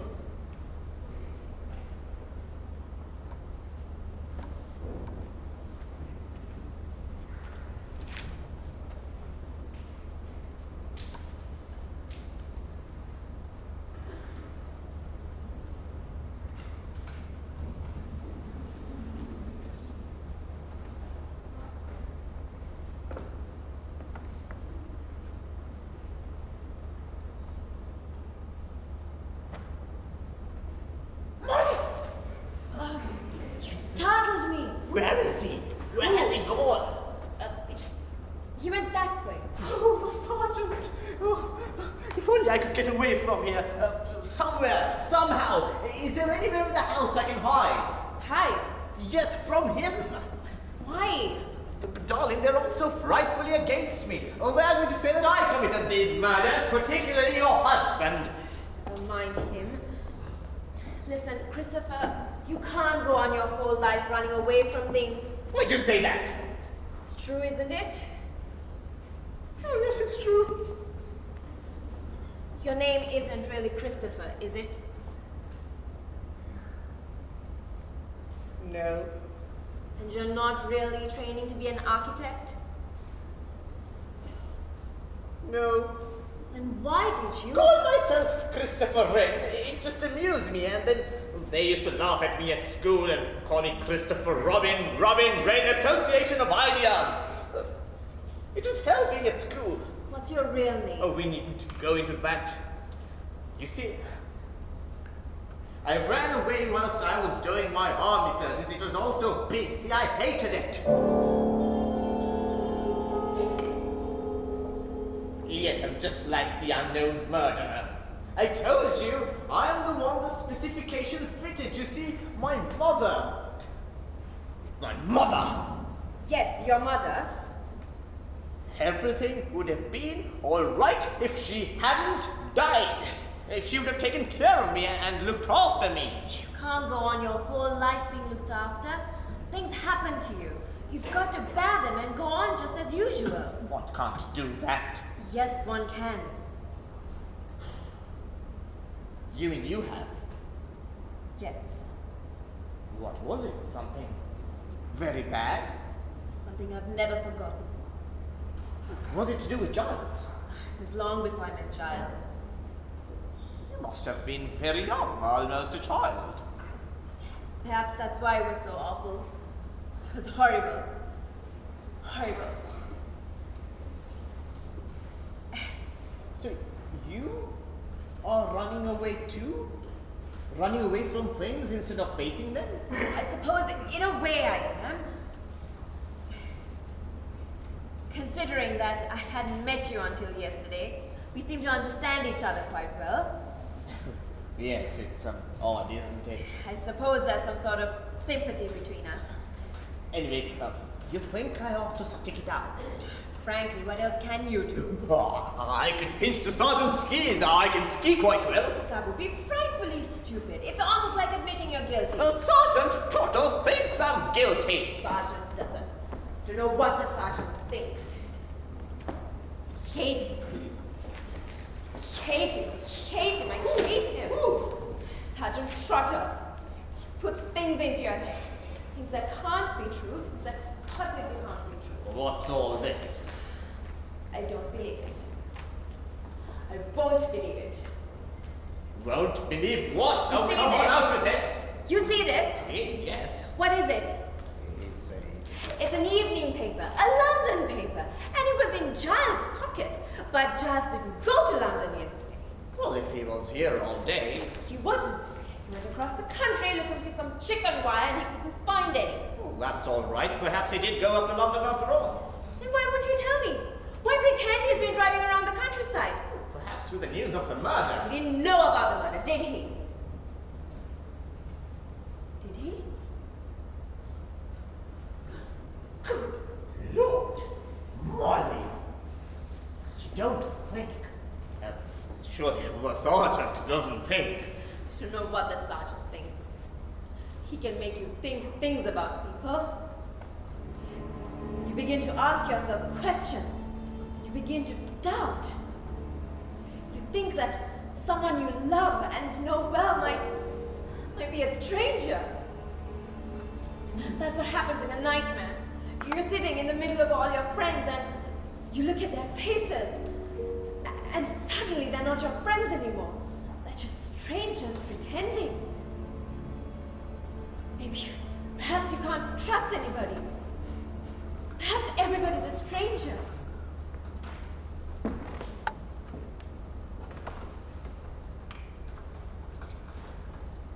I seem to be interrupting something. We were just talking. I better go to the kitchen. I have to attend to the pie. Now come give your hand. No, you won't. Giles. Tete-a-tetes aren't very healthy things at present. You keep out of the kitchen and keep away from my wife. Oh, but really now You keep away from my wife, Ren. She's not going to be the next victim. Is that what you think about me? I've already said so, haven't I? There's a killer loose in this house, and it seems to me you fit the bill. I'm not the only one to fit the bill. I don't see you as that. How blind you are! You just pretend to be blind. You're worrying about my wife's safety. So am I. I'm not going to let you be here alone with her. What the hell? Christopher, you need to leave. I'm not going anywhere. I mean it, Christopher. Please go.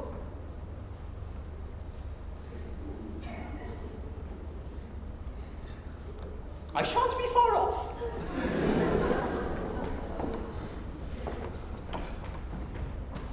What is all this, Molly? Perfectly prepared to shut yourself up in the kitchen with a homicidal maniac. He isn't. You've only got to look at him to see he's balmy. He isn't, Giles. He's just unhappy. I tell you, Giles, he isn't dangerous. Huh. Even if he was. That's what I Miss- can take care of myself. That's what Mrs. Boyle said. Don't. Look here. What is there between you and that wretched boy? What do you mean by between us? I feel sorry for him, that's all. Perhaps you'd met him before. Perhaps you suggested to him to come here and that you would both pretend to meet for the first time. All cooked up between you, was it? Giles, have you gone out of your mind? How dare you suggest such things? Rather odd, isn't it? That he should come and stay at an out-of-the-way place like this. No odder than Miss Casewell, Mrs. Boyle, and Major Metcalf should. Read once in a paper that homicidal cases were able to attract women. Seems as though it were true. Where did you first know him? How long has this been going on? You are being absolutely ridiculous. I never set eyes on Christopher. But that's what you say! Perhaps you'll be going out to London to meet him on the sly! You know perfectly well. I haven't been out to London for weeks. You haven't been out to London for weeks. Is that so? What do you mean it's quite true? Is it? Then what's this? This is one of the gloves you were wearing yesterday. You dropped it? I picked it up this afternoon when I was talking to Sergeant Trotter. You see what's inside it? Oh, a London bus ticket.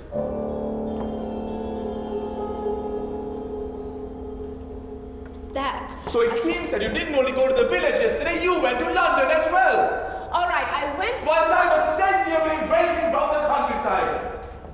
While you were safely racing around the countryside? Come on, now admit it, you went to London. All right, I went to London, but so did you. What? So did you. And you brought back the evening paper. Where did you get hold of that? Within your overcoat pocket. Oh, anyone would have put it in there. Did they? You in London? All right. Yes! Yes, I was in London, but I didn't go to meet a woman there! You! Are you sure you didn't? What do you mean? Go away from. Don't come near me. What? Molly, what's the matter? Don't touch me! Did you go to London yesterday to meet Christopher Wren? Don't be a fool! Of course I didn't! Then where did you go? Perhaps I shan't tell you. Maybe I've forgotten why I went. Molly, what's come over you? You're different all of a sudden. I feel as if I don't know you anymore. If you don't know me, we've been married how long? A year. But you don't really know anything about me. What I've thought, felt, done, or suffered before you met me? Molly, you're crazy. All right. I'm crazy. Why not? Perhaps it's fun to be crazy. What the hell are you Now, doing? now, I do hope you young people are about not saying a little bit more than what you mean, eh? One is so up to in this love squad. Lovers' quarrels. That's good. Oh, quite so, eh? I know exactly how you feel. I have been through all of this before when I was a younger man, of course, eh? Jeunesse, as the poet always says. Not married for too long, I imagine. It's no business of yours, Parruccini. Oh, no business at all. Oh, but I did come to say that the sergeant has lost his keys and I'm afraid he's very annoyed. What's that? He was wondering, by any chance, if you had left them somewhere, Mr. Alston. Mr. Alston! No, of course not. Mr. Ralston! Mr. Ralston! Mrs. Ralston, did you remove my skis from the cupboard back where we put them? Certainly not. Well, someone's taken them. But what made you happen to look for them, eh? The snow is still lying. I need help here, reinforcements.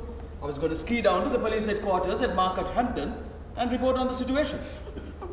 And now you cannot, oh dear, Sergeant. Someone has made sure that you cannot do that, eh? But there could be another reason. Yes, what? Somebody might want to get away, eh? What did you mean when you said Christopher just now? Nothing. Christopher? You mean our young architect has hooked it? Oh, this is very interesting, no? Very interesting. Is this true, Mrs. Ralston? Sergeant Trotter, I only meant that because he... Oh, thank God you haven't left. Did you take my skis, Mr. Wren? Your skis, Sergeant. Why should I? Mrs. Ralston seemed to... Mr. Wren is very fond of skiing, and I thought he might have taken them to get a bit of exercise. Exercise. Now look here, you people. This is a serious matter. Someone has removed my only chance of communication with the outside world. I want everyone in here. At once. I think Mr. Caswell is upstairs. I'll get her. And Major Metcalf is in the dining room. I'll get him. Major Metcalf! Mr. Metcalf! He's not there anymore. I'll see if I can find him.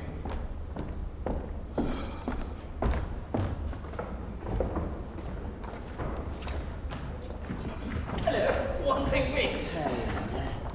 It's a question of my skis. Skis? Mr. Alston? Did either of you two remove a pair of skis from the cupboard near the kitchen door? God, no. Why should I? And I didn't touch them. Nevertheless, they're gone. Which way did you go to your room? By the back stairs. Then you passed the cupboard door. I think so. Look, I have no idea where your skis are. You were actually in that cupboard today. Yes, I was. At the time Mrs. Boyle was killed. At the time Mrs. Boyle was killed, I'd gone down to the cellars. Didn't you see a pair of skis as you passed through? I haven't the least idea. Well, did you see them there? I can't remember. You must remember if the skis were there or No not. good shouting at me, young fellow. I wasn't thinking of any damn skis. I was interested in the cellars. The architecture of this place is very interesting. I opened the door and I went down, so I can't tell you whether the skis were there or not. You do realize that you yourself had an Yes. excellent opportunity of taking them. Yes, I grant you that. If I wanted to, that is. Question is, where are they now? Ought to be able to find it if you're said to. Not a case of under timber. Whacking great things. Skis. Suppose if we all set to it. Yes, good idea. Where should we go? Shall I go to the kitchen or the drawing room? Where did you go? Not so fast, Major.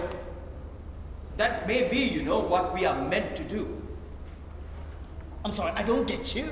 I'm in a position now where I've got to put myself in the place of a crazy, cunning brain.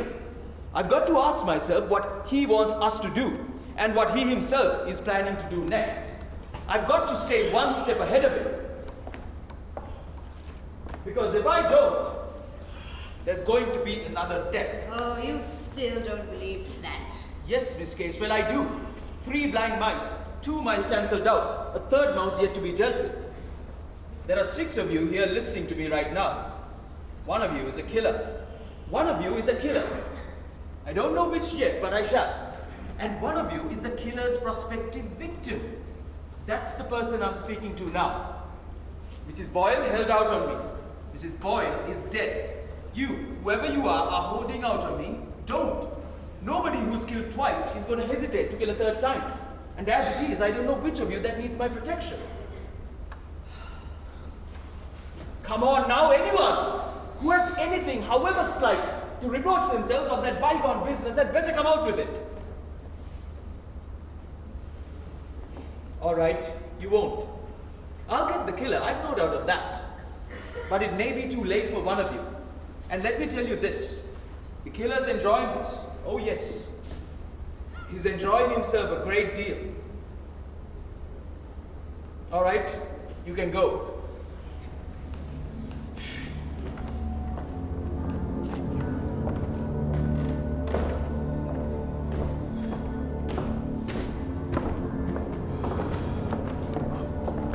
Talking of chicken, dear lady, have you ever tried chicken liver served on toast that has been thickly smeared with the foie gras?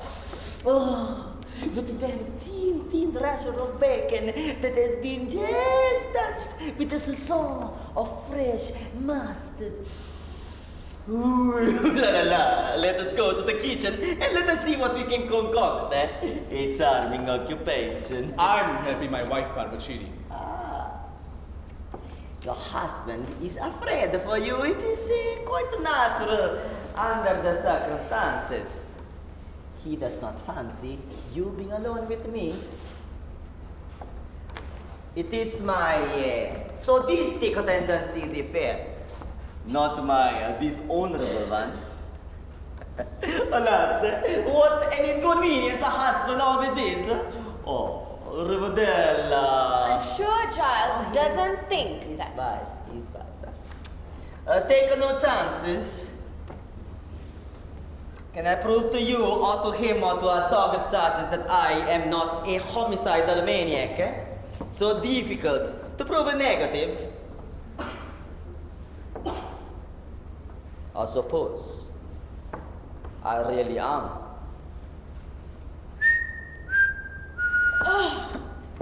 But what a gay little tune, don't you think? She cut off their tails with a carving knife. Sneak, sneak, sneak. Oh, delicious. Just what a child would adore, huh? Cruel little things, these children.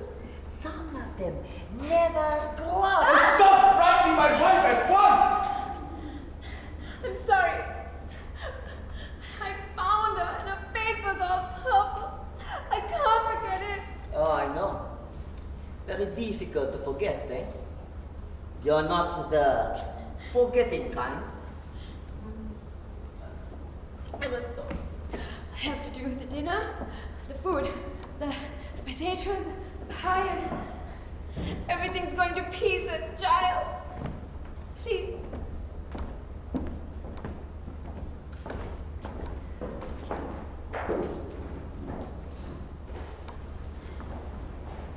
What did you say to the lady to upset her, sir? Me, sir? Just a little innocent fun, eh? I was always fond of a joke. There's nice fun, and then there's fun that's not so nice. Now, my dear sergeant, I wonder what you mean by that. I've been doing a little wondering about you, sir. Ah, indeed. Indeed. I've been wondering about that car of yours and how it happened to overturn in a snowdrift so, how do you say, conveniently. Inconveniently, you mean, my dear sergeant, shall we? That rather depends on the way you're looking at it. Just where were you bound for, by the way, when you had this accident? Oh, I was on my way to see a friend. In this neighborhood? Not too far away from here. What was the name and address of this friend? My dear sergeant, does that really matter? I mean, it has nothing to do with this predicament now, has it? We always like the fullest information, Mr. Parvachini. What did you say your friend's name was? I didn't say. No, you didn't. And it seems like you're not going to say. I find that very Interesting. But there could be so many other reasons, an amour, a discretion. These jealous husbands. Rather old to be running around with the ladies at your time of life, aren't you? My dear Sergeant, I am not perhaps as old as I look. That's exactly what I've been thinking, sir. What? That you're perhaps not as old as you try to look. There are so many people going about trying to look younger than they are. But supposing one were to go about trying to look older, well, that does make one ask oneself, why? Asking so many questions of others. You now ask questions of yourself, Isn't that overdoing things? I might get an answer from myself. I don't get many from you. Oh, well then, try again. That is if you have any more questions to ask. One or two. Where were you coming from last night? Oh, that is easy. I was coming from London. What address in London? I always stay at the Ritz Hotel. Very nice too, I'm sure. What's your permanent address? I dislike permanency. What's your profession? I play the markets. Stockbroker? Oh, no, you misunderstand me. Enjoying this little game, aren't you? Sure of yourself too? Well, I wouldn't be too sure, Mr. Paravicini. You're mixed up in a murder case, and don't you forget it. Murder isn't just fun and games. Not even this murder. Oh, Sergeant Trotter, you're very serious, I always thought that the policeman did not have much of a sense of humor.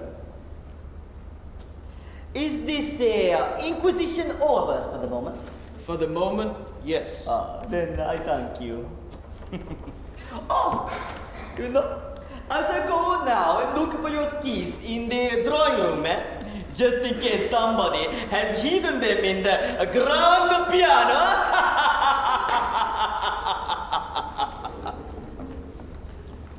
Just a minute, please. Are you speaking to me?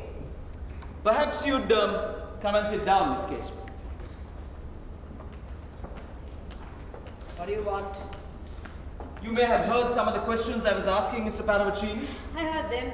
I'd like a little information from you. What do you want to know? Full name, please. Leslie Margaret Catherine Casewell.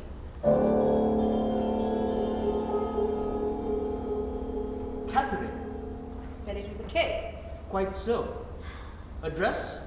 Villa Mariposa, Pindior, Mallorca. That's in Italy. It's an island, a Spanish island. What's your address in England? Care of Morgan's Bank, Leadenhall Street. No other English addresses? No. How long have you been in England? A week? And you've been staying since your arrival at? The Ledbury Hotel, Knightsbridge.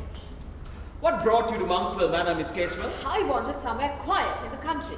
How long did you or do you plan on staying here? Until I finish what I came here to do. And what was that? And what was that? I beg your pardon. I was just thinking. What is it that you came here to do? I'm sorry, I just... You haven't answered my question, Miss Casewell. Really don't see, you know why I should. It's a matter that concerns me alone, a strictly You're all private the same, Miss affair. Casewell, No, I don't think we'll argue about it. Would you mind telling me your age? Not in the least. I'm 24. 24? You were thinking I look older, it is quite true. Is there anyone else in England who can vouch for you? My bank will reassure you as to my financial position. I can refer you to a solicitor, a very discreet man. As for a social reference, I have lived most of my life abroad. In Mallorca? Mallorca and other places. Were you born abroad? No, I left England when I was 13. You know, Miss Casewell, I can't quite make you out. Does it matter? I don't know. Just what are you doing here? Seems to worry you. It does worry me. You say you went abroad when you were 13? 12, 13, thereabouts. Was your name Casewell then? It's my name now. What was your name then? Come on, tell me. What are you trying to prove? I want to know what your name was when you left England. It's a long time ago, I've forgotten. There are things one doesn't forget. I dare say. Unhappiness, despair. Possibly. What is your real name? I told you! Leslie Margaret Catherine Casewell!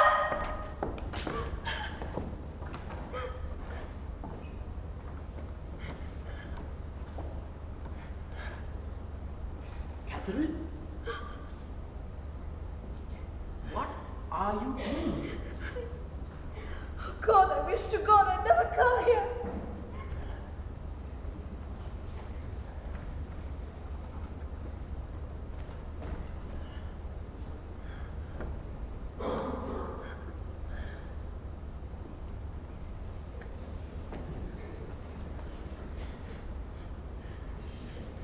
I always thought the police weren't allowed to give people the third degree. I was merely interrogating Miss Casewell. You seem to have upset her. What did you do?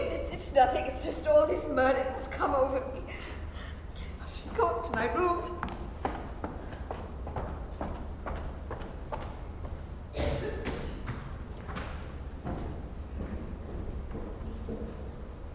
It's impossible. I don't believe it. What don't you believe? 6 impossible things before breakfast like the Red Queen? Oh, yes, it's rather like that. Good Lord! You look as though you'd seen a ghost.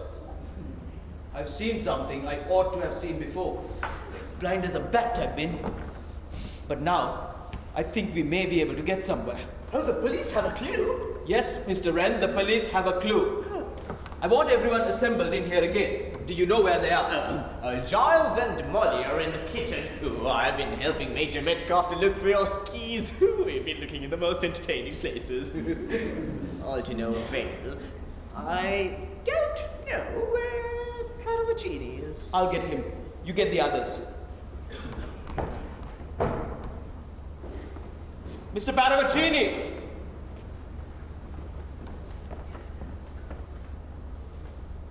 Mr. Paravicini! Mr. Paravicini! Yes, Sergeant. What can I do for you, eh? A little policeman has lost his keys and does not know where to find them. Leave them alone and they'll come home dragging a murderer behind them. What is all this? Sit down, Major. Sit down! Mrs. Ralston. Must I come now? It's very inconvenient. There are more important things than meals, Mrs. Ralston. Mrs. Boyle, for example, won't want another meal. That's a very tactless way of putting things, Sergeant. I'm sorry. But I want cooperation and I intend to get it. Mr. Ralston, could you go up and get Miss Casewell? She went up to her bedroom. Tell her it will only take a few minutes. Have your skis been found, Sergeant? No, Mrs. Ralston. But I have a shrewd suspicion of who took them and why they were taken. I won't say any more at this present moment. Oh, please don't. I think explanation should be left to the very end. That exciting final chapter. This isn't a game, sir. Isn't it? Now there I think you are wrong. I think it is a game to somebody. So you think the killer is enjoying himself, eh? Maybe. What is happening? Miss Casewell, please take a seat. Mrs. Ralston, The killer is enjoying himself, eh?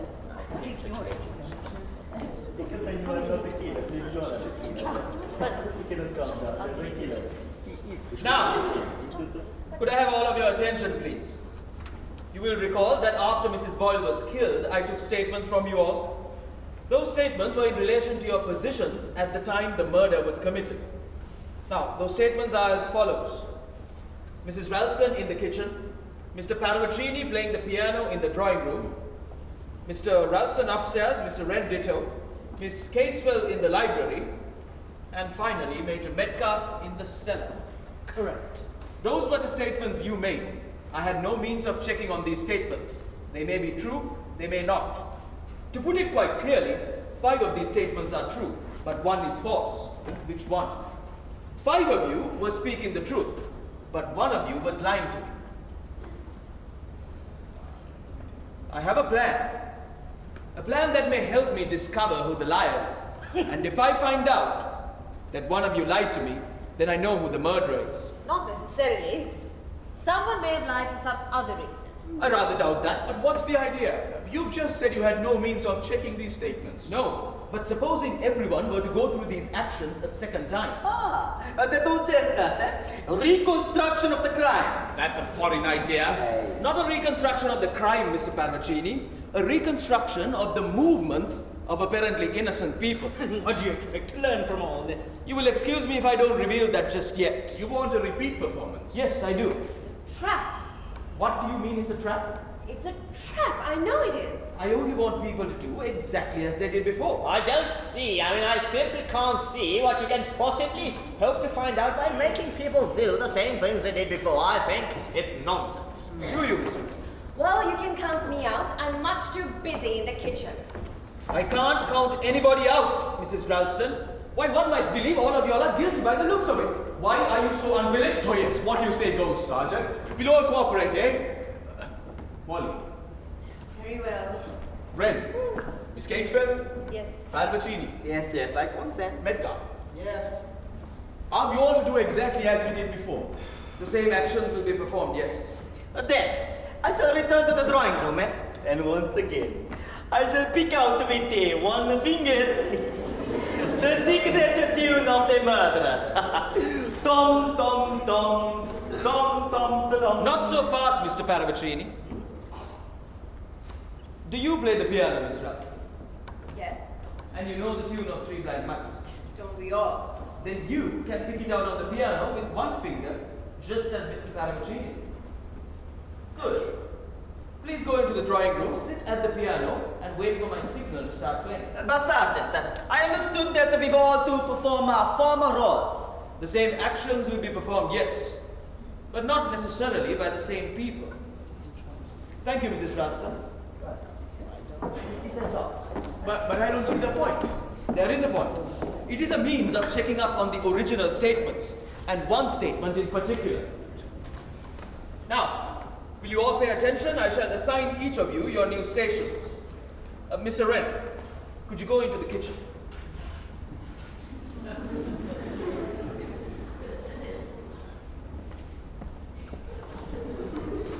Oh, please keep an eye on Mrs. Ralston's dinner for her. You're very fond of cooking, I believe. Mr. Parvacini, could you go up to Mr. Wren's room? By the back stairs is the most convenient. Major Metcalf, please go up to Mr. Ralston's room and examine the telephone there. Miss Casewell, would you mind going down to the cellars? Mr. Wren will show you the way. Now, unfortunately, I need someone to reproduce my own actions.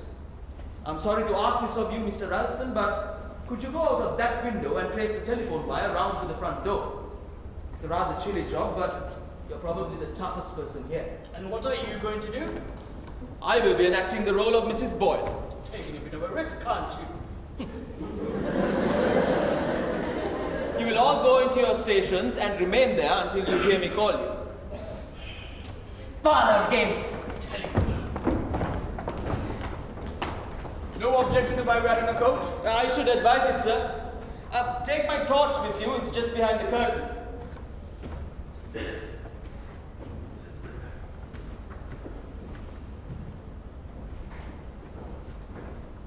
Count to 20 and then start playing, Mrs. Ralston.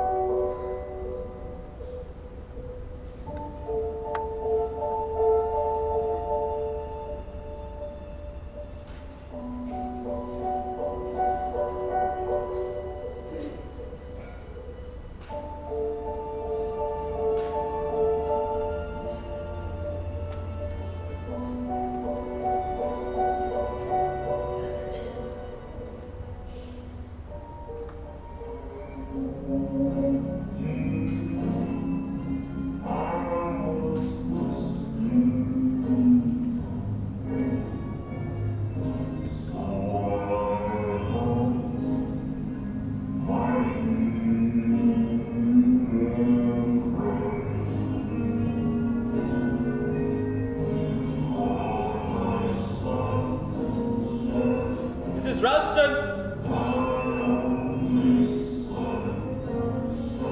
Mrs. Ralston! Mrs. Ralston! Yes, what is it? You look very pleased with yourself. Did you get what you wanted? I've got exactly what I wanted. You know who the murderer is? Yes, I know. Which of them? You ought to know, Mrs. Ralston. I. You've been extraordinarily foolish, you know. You've run a very good chance of being killed as a result of holding out on me. You've been in serious danger more than once because of that. I don't understand. Come on, Mrs. Ralston. We policemen aren't as dumb as you think. I've known all along you had first-hand knowledge of the Longridge Farm case. You knew Mrs. Boyle was the magistrate concerned. In fact, you knew all about it. Why didn't you speak up and say it? I don't understand.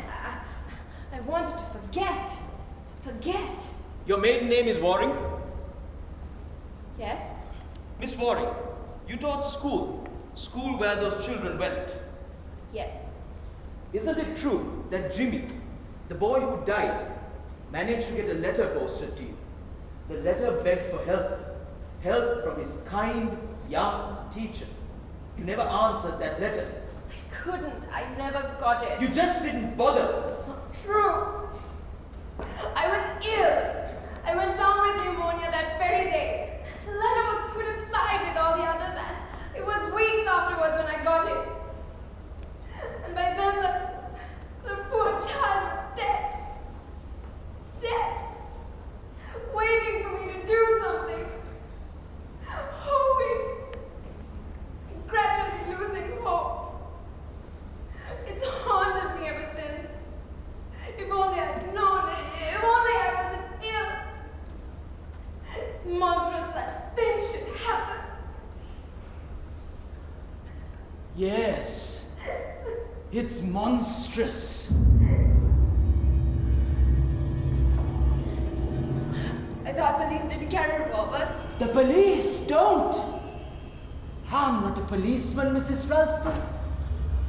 Oh, you thought I was a policeman because I called up from a call box and said that I was calling from police headquarters and that Sergeant Trotter was on his way. I cut the telephone wire before coming through the front door. Do you know who I am, Mrs. Ralston? Do you know who I am? I'm Georgie. Jimmy's brother, Georgie. Don't you dare run, Mrs. Ralston. Because if you do, I shall fire this revolver. I'd just like to talk to you a little. I said, I'd like to talk to you a little.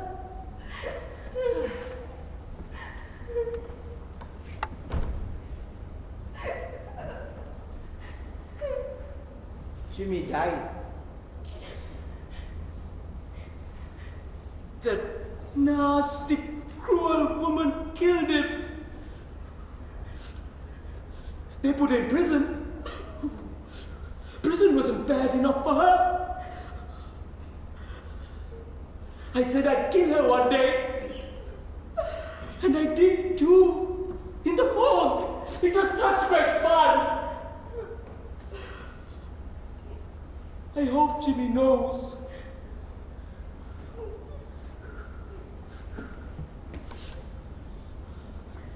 I'll kill them all when I grow up. That's what I said to myself. Because grown-ups can do anything they like. I'm going to kill you in a minute. You'll never get safely away.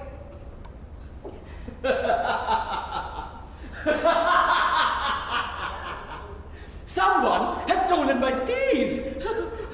I can't find them. But it doesn't matter. I don't care if I get away or not. I'm tired. It's been such great fun watching you all running around, pretending to be a policeman. The revolver will make a lot of noise.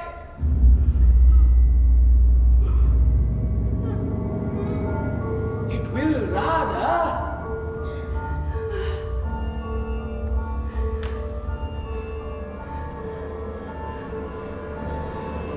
Better to do it the usual way and take you by the neck.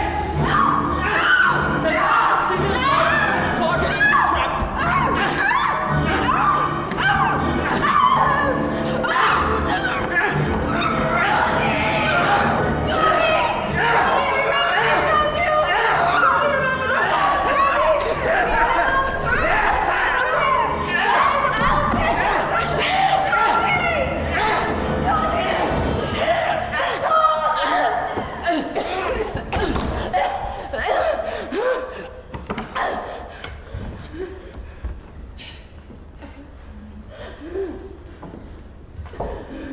Dogs? Yes, the dog.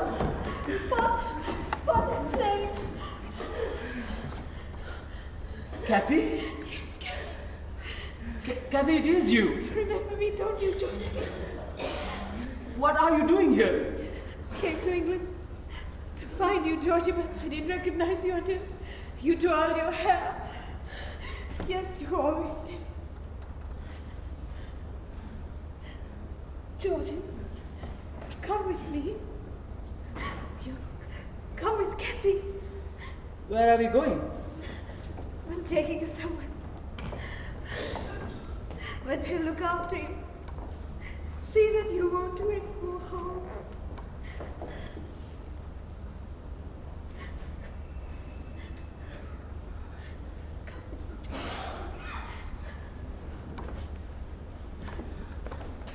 Mr. Ralston! Mr. Ralston! Molly! Molly, I'm all right! Molly? Molly? Child, I would have dreamt it was Trotter. It's mad. He's quite mad. Yes, but you... I was mixed up in it all. I taught at the school. He thought I could have saved the child. It wasn't my fault. You should have told me. I wanted to forget. Everything's under control. He'll be unconscious soon with the sedative. His sister's looking after him. Poor fellow's mad as a hatter, of course. I had my suspicions of him all along. You did? Did you believe he was a policeman? I knew he wasn't a policeman. You see, Mrs. Ralston. I'm a policeman. You? When we got hold of that notebook with Monkswell Manor written in it, we knew it was vital to have someone on the spot. When it was put to him, Major Metcalf agreed for me to take his place. I couldn't understand him when he tried to turn it up, though. Casewell is his sister. Yes. It seems she recognized him just before this last business. Didn't know what to do, but fortunately came to me just in time. Well, it's time to talk. Help should be here pretty soon. Oh, by the way, Mrs. Ralston, I'll remove those keys. I hid them on top of the four-poster.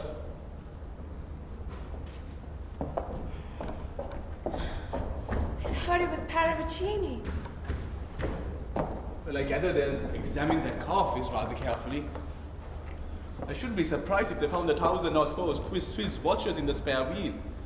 Yes, that's his line of business, nasty little bit of goods.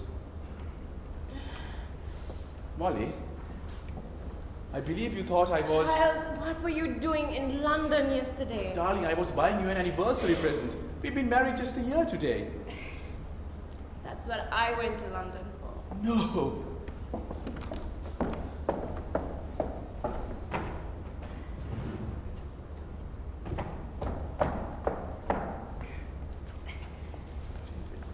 That's the cars.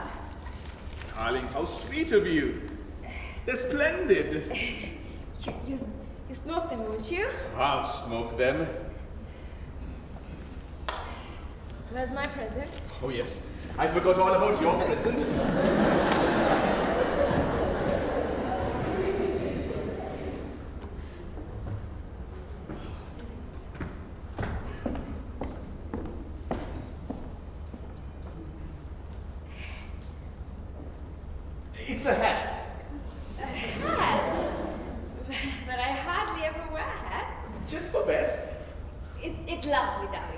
you. Put it on. Later when hair's done up. It is all right, isn't it? The lady in the shop said it's the last thing in hats.